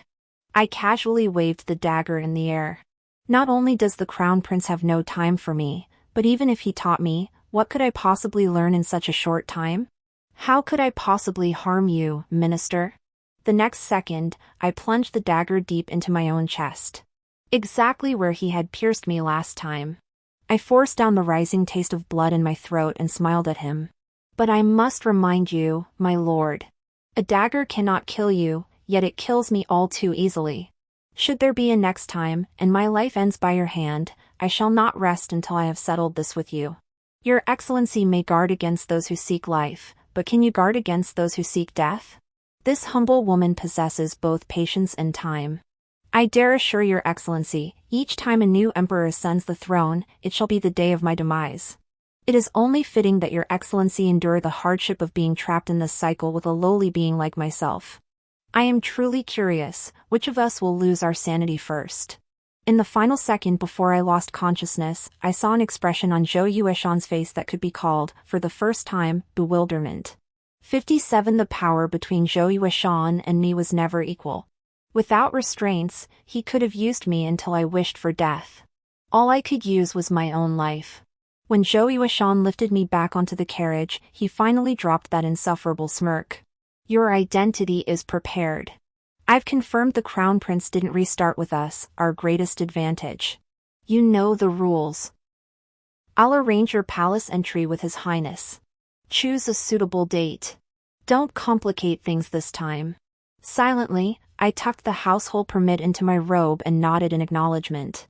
Zhou Yueshan watched me, hesitating to speak. He doesn't know you sent me to the palace. That permit is genuine. He'll take me only for one reason. I knew what he wanted to ask. After I slipped from their grasp last time, just how much had Xiao Yuanshu exposed me to? Or perhaps I should ask, after being taken by Xiao Yuanshu last time, what exactly did I learn? I resemble the late consort Mu, don't I? The carriage halted at the small courtyard. I leaped down with practiced ease. 2 young maids stood waiting at the gate, addressing me respectfully as Miss. Zhou Yueshan also tried to step out of the carriage, but I turned and stopped him. Your Excellency, please stay. I am but a lowly commoner, unworthy of such care from you. I pushed away the 2 maids who tried to help me down. If your Excellency wishes to end this quickly, perhaps you should send the abortion potion sooner. That way, this humble woman can recover her health faster and serve your Excellency. I gave a cold laugh and looked up at him. Serve you faithfully, my lord. I pulled out the sleeve I had torn from his body, the same sleeve he later used to blindfold me when he killed me, and handed it to him without hesitation. This time, your Excellency needn't trouble yourself searching for it. Every mistake, every fault, is mine alone. I was blind. This sleeve, appearing on my body without reason, was the irrefutable proof that allowed me to cycle through rebirth through death. Last time, after I was certain Zhou Yueshan knew nothing of my secret rebirth, I had secretly buried it beneath the osmanthus tree in the courtyard. Who was watching my every move? Who dug it up after I left the courtyard and presented it to Zhou Yueshan? Your Excellency truly needn't worry. After all, you already know every secret I hold, don't you? You know I have nowhere else to go. Even though the Crown Prince once treated me well, I couldn't possibly appear before him now. Everyone except you, your Excellency, would think I've lost my mind, that everything I say is utter nonsense. Those who know too much of what they shouldn't live long.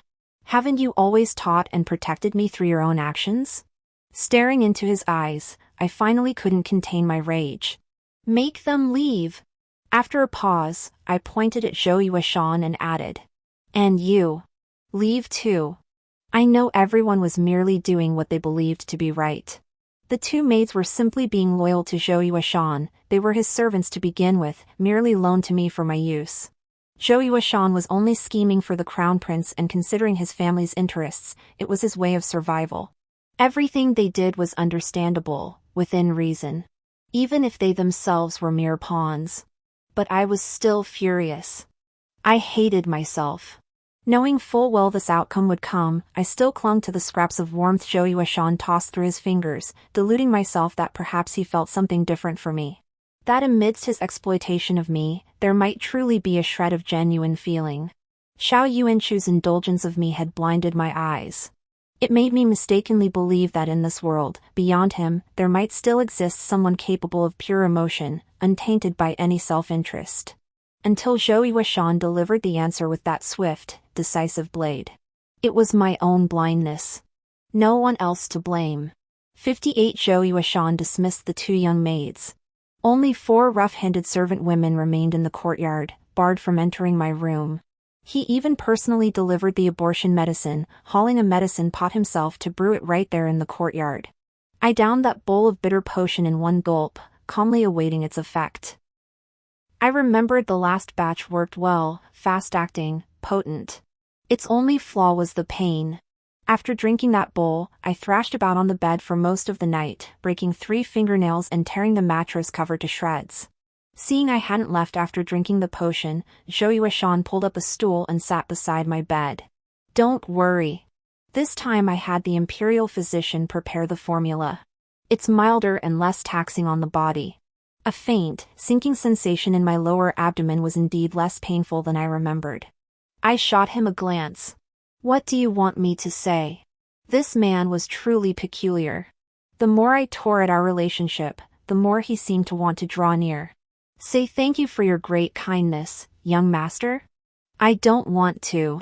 I rolled over, turning my back to him, but found that position uncomfortable too, so I rolled back again.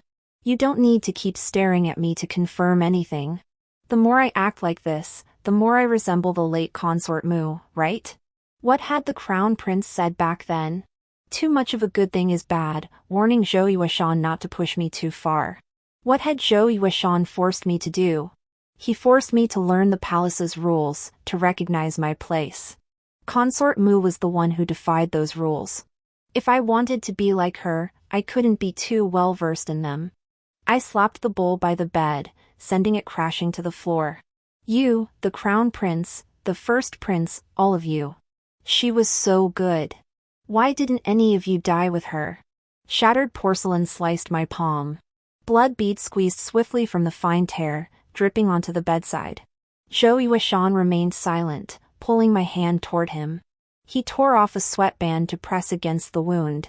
His fingers were ice cold, yet his movements were incredibly gentle. Wait. He hesitated, but didn't let go. Once this matter is settled, I'll ask His Highness for a favor. Tell me what you desire most. Whatever Zhou can do, I'll see it done for you. The dull ache in my lower abdomen grew more pronounced. I curled into a ball beneath the quilt, clenching my jaw to stifle any sound. His hand found my back through the fabric, offering a light pat as if to ease my pain. I seized his hand and flung it aside. Cold sweat drenched my hairline, trickling down my cheeks. I looked at him and sneered. What do I want? I want freedom. Can you grant that, Your Excellency? I want to be myself, never a substitute for anyone else. Are you willing to let me?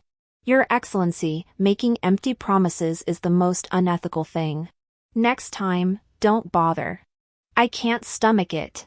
59 Zhou Yuashan left. He never showed his face again until I was sent to the palace. I was still assigned to the Hall of Literary Excellence. The difference was, this time the Empress didn't send me to deliver things for her. Probably scared of Xiao Yuanchu, that unpredictable old devil, Zhou Yuashan mentioned it to the crown prince, best to keep Xiao Yuanchu from seeing me, just to be safe. Several palace attendants kept me confined to the Hall of Literary Excellence under various pretexts. Each day brought endless scrolls to sort and classics to transcribe. But that was fine. The emperor's decision to reopen the hall and summon talented scholars to serve as female historians bore Xiao Yuanchu's signature. Moreover, the hall was undoubtedly the place Mu consort had cherished most in her lifetime. If I couldn't leave, could he not come in? After all, I was now the most studious and diligent female scholar in the Hall of Literary Excellence. He would surely see me. As long as he saw me, I would have a chance. 60 I suspected Xiao Yuanchu harbored some peculiar obsession with throwing pebbles. The first time I saw him, he was perched on the wall, hurling pebbles at me, 2 at a time. The second time I saw him, he was perched at the window hurling pebbles at me, still 2 at a time. watching the stones tumble from the sky and roll clattering near my brush, then glancing up at Xiao Yuanshu grinning at me from the window with his mouth full of pearly whites, I felt that familiar sense of helplessness wash over me once more. Which palace did you come from? I've never seen you before. He deftly climbed through the window, stepped onto the footstool I'd deliberately placed by it, and rubbed his hands together. With a face that radiated familiarity, he leaned in beside me to look at what I was copying. Then I saw it, his expression shifting, bit by bit, as he took in the contents of my paper. I hadn't copied any text at all. Spread before me was a half-colored painting. Endless, sponge-like seas stretched to the horizon, with jagged reefs scattered near the shore. A mermaid with a human torso sat perched on the rocks, her hair a vivid, radiant red.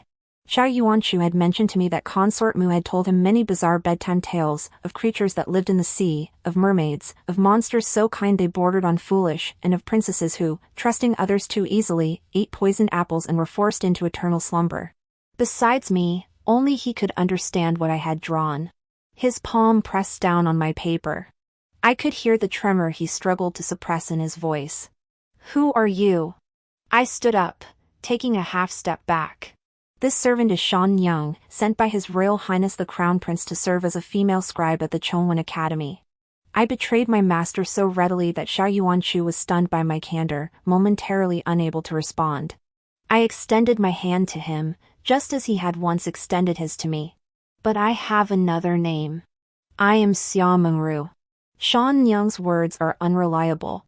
Would you rather hear what Xia Mengru has to say? It doesn't matter if you don't remember. I remember, so it's enough. As long as you believe me, that's all that matters. This time, no matter what, I will not just hide under your wings, unable to help in any way. 61 I quickly ran through the Crown Prince's plan for this cycle with Xiao Yuanshu. The gist was that the Crown Prince was undoubtedly conducting a thorough purge of Xiao Yuanshu's spies within the palace, preventing him from discovering the plot to poison the emperor and force his father out of office early. And I was the fox spirit, the one most resembling Consort Mu, carefully selected and sent in by the Crown Prince. My role was to work in tandem with the Empress, striking from within and without to slay the dragon in one fell swoop. Xiao Yuanshu stared at me in stunned silence. Finally, he scrutinized me from head to toe and voiced his fundamental doubt. You? Seduce the Emperor? Me. Thanks a lot. Last round, your dad questioned my ability to seduce you. This round, you doubt my prowess to seduce your dad. You two really are father and son through and through. Deeply insulted, I slammed my hand on the table and stood. Looks aside, just tell me, does she resemble her? Excellent. This time, Xiao Yuanshu's expression became a veritable feast for the eyes. I reached out again, forcibly clasping his palm and shaking it up and down. Regardless, Your Highness, let's make this a pleasant collaboration. Though the Crown Prince remains fiercely guarded against me, refusing to reveal even the smallest detail, whatever information you seek, Your Highness, I will spare no effort to uncover it. Besides, it's better to err on the side of caution. Even if you suspect I'm deceiving you, investigating won't hurt. Ideally, His Majesty could seize upon the Crown Prince's misdeeds now, depose him, and establish you as heir, settling everything once and for all. Xiao Yuanshu again wore that exasperated look reserved for fools, yet he solemnly praised me. Very good. Tonight, I truly feel as if I've heard 1,000 words in one. Should any doubts arise in the future, I shall certainly seek you out again. Me. Well, it seems my esteemed predecessor, the imperial consort, was a master of empty rhetoric even before her journey through time. 62 Without Xiao Yuanshu's impulsive interference, my days at the Academy of Literature were relatively uneventful. The emperor didn't make a point of visiting the academy as the Crown Prince had anticipated. My career as a nation-ruining, people-plaguing demonic concubine hadn't even taken its first step. Eventually, I started to worry about Xiao Yuanshu myself. They say it's a sting operation, But now there wasn't even a shadow of a fish. How could you possibly catch anything? Fortunately, the Crown Prince was more impatient than I was. Finally, one night, a young palace maid slipped me a note under the guise of delivering a midnight snack. It instructed me to lie in wait at a specific location at a specific time, ready to ambush the emperor as he passed by. The plan was to recreate an immersive reenactment of his first encounter with Consort Mu. The draft of the article was even written out for me. I immediately presented this treasure to Xiao Yuanchu. See? I told you the crown prince had this plan. Too bad I couldn't tip him off, otherwise, I could have handed that little palace maid over to Xiao Yuanchu to clear my name. Xiao Yuanchu was annoyed by my fuss, rubbing his temples. Fine, fine. So he has a plan. Why all the fuss? My eyes burned with determination. But what about the poisoning? Xiao Yuanchu shot me a look, sighing with exasperation. Catching thieves requires evidence, catching adulterers requires proof. With poisoning, unless you catch the Empress red-handed sprinkling poison into the Emperor's bowl, she'll just pin it on some random scapegoat. At worst, she'll get charged with failing to properly instruct her servants. He ruffled my hair, messing up the style I'd painstakingly arranged. Tell me, he pressed, if you were serving close to the Emperor, who do you think the Empress would most want to pin this on? Me. My apologies. Even with the correct answer in hand, I still stumbled over the steps to get there. No wonder I failed calculus. Consort Mu had incurred the Empress's enmity during her lifetime. Now that I, a mere peripheral figure, had thrown myself into the fray without fear of death, wasn't I the perfect scapegoat? Whether I succeeded or failed, I was as good as dead. Politics really is a dirty game. 63. To avoid arousing the crown prince's suspicion, Xiao Yuanchu suggested I follow the note's instructions, gather all the equipment and confront the emperor. The outcome was uncertain, but my attitude had to be proper. To ensure I didn't slack off, he personally escorted me to the spot, watching until I crouched into position before leaving. Then I waited. In utter loneliness. That night, forget the emperor, I didn't even see a single eunuch. Huddled on the long street, I shivered uncontrollably. Between shivers, I cursed the riddle maker to rot in hell. From Zhou Yuashan to the crown prince to Xiao Yuanchu, every last one of them scum. The familiar clang of metal echoed in the distance. The clamor of the morning breeze drifted faintly into my ears. I sprang to my feet, hopping up and down to hear more clearly. That direction. Wasn't that the Emperor's bedchamber? What on earth had happened in the palace that night? My heart turned to ice. Logically speaking, no matter how remote my hiding spot, palace guards would never fail to patrol. The only explanation was that this night, the guards hadn't bothered with this area. Had the crown prince discovered my betrayal and struck first? Or had Xiao Yuanchu finally seized leverage against the crown prince and launched his counterattack? I took off running. Thankfully, Xiao Yuanchu's previous antics had forced him to guide me to the path leading to Qianqing Palace. He knew full well I'd never wait for the emperor here, so why did he insist on escorting me personally? Why did he repeatedly warn me not to return all night? Unless he had known all along that tonight would bring upheaval within the palace. In that moment, I despised my own belated realization. So many clues had been laid out before me. Why couldn't I have thought more deeply? 64. Qianqing Palace was sealed off by guards like an iron barrel.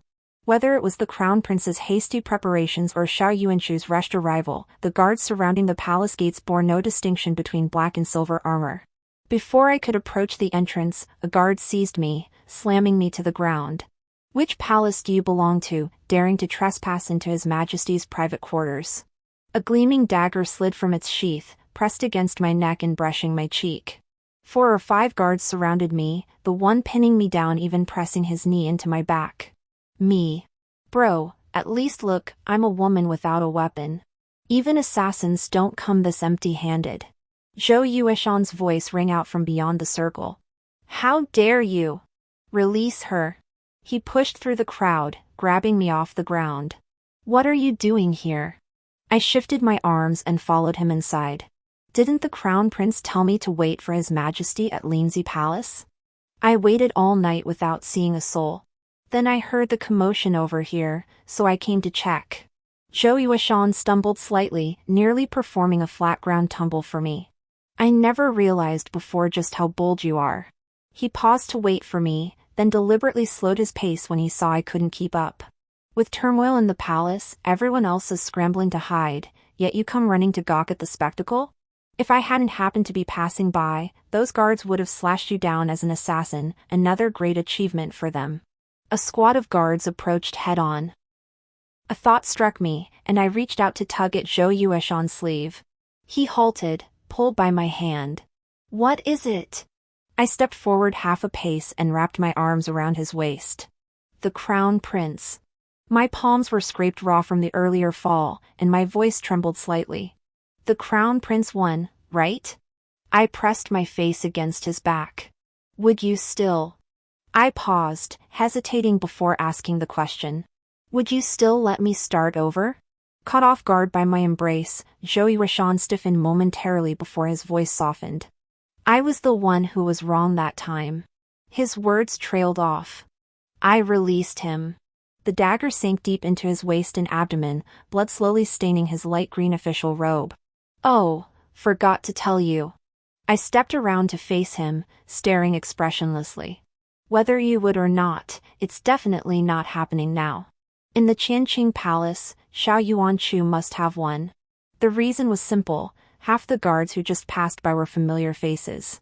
They were the personal guards from the prince's residence that Xiao Yuanchu had intended to spare for me last time. If Zhou Yueshan were allowed into the hall, he would kill me immediately, resetting time. A Zhou Yueshan who could start over would be Xiao Yuanchu's greatest obstacle. Regardless of the reason, I had to act. 65 When I entered the hall, Xiao Yuanchu was engaged in a fatherly filial abdication ritual with the emperor. One wept bitterly, declaring he had always been his father's devoted son and could never exploit such a moment to force the emperor to abdicate. The other beat his chest in remorse, lamenting his past misjudgment of character. He insisted he must now step down and yield the throne to a worthy successor, lest he become a traitor to heaven and earth, a villain who abandoned the empire and its people. The crown prince and empress were bound hand and foot, forced to watch this vivid abdication spectacle as spectators. Several old ministers close to Xiao Yuanchu stoked the flames from the sidelines, one moment playing the good cop urging Xiao Yuanchu to accept heaven's will, the next playing the bad cop praising the former emperor for his magnanimity. The entire hall was in an uproar, and no one noticed my presence at all. It was only when Xiao Yuanchu wept so hard he hiccuped and fainted that someone finally escorted the emperor back to the inner chambers. He himself remained behind, continuing to play the role of the dutiful eldest son, staying to share his father's burdens and deal with the former crown prince and empress who had attempted treason. I remained quietly tucked away in a corner, dutifully fulfilling my role as the backdrop for the entire spectacle. After dismissing everyone, Xiao Yuanchu finally spotted me standing behind a pillar. "So you came after all." He walked over, pulling me down to sit beside him on the floor. "I didn't want you to see." I held a small pouch in my hand, idly twirling it around my fingers. "Didn't want me to see what?" Xiao Yuanchu tried to snatch the pouch from my grasp, but I dodged him. "I forced the palace coup. I administered the poison and framed the empress. I forged the imperial edict to lure the crown prince into the palace." He paused, drawing a deep breath, seemingly hesitant. "Are you disappointed?" I slowly unraveled the pouch, spilling out a gleaming golden Qilin seal. "Outside the door just now, I killed Zhou Yueshan. He was part of the crown prince's faction. It was he who found me in the marquis's residence, claiming I resembled the imperial consort, and persuaded the crown prince to send me to the palace. If I hadn't killed him, he would have killed me." I turned my head to look at Xiao Yuanchu. "And you? Are you disappointed in me?" Morning sunlight streamed into the grand hall, once again bathing the young prince's face in a golden glow, just as it had when he first saw me. The light slowly filled his eyes, making him appear exceptionally vibrant and spirited. I handed him the seal. "Why are you giving me this?" This was the second time he'd given me his imperial prince's seal. Twice, whether he found me first or I found him, he'd willingly exposed his back to me without reservation. I knew what that meant. Unconditional trust. His fingers slipped through mine, guiding my hand to grasp the seal. My mother, the Empress Dowager, told me of the world she lived in, a place of equality and freedom. Everyone, regardless of gender, could read and write. Women were no longer confined to the inner quarters. Like men, if they worked hard enough, they could enter government service, even attain the rank of Marquis or Chancellor. Until her dying day, she longed intensely, to return to that world. He looked at me, his gaze intense. You are the only one who knows what her world was like. I cannot send you back, but I just want to ask you. Would you be willing to stay with me and help turn this place into the world you came from? The surroundings fell suddenly silent in that instant. I could even hear the frantic pounding of my own heart in my chest. Thump, thump. I suppose, for this era, Xiao Yuanchu truly was a complete madman. But I also couldn't find a single reason to stop myself from going mad alongside him. Until eternity. The end.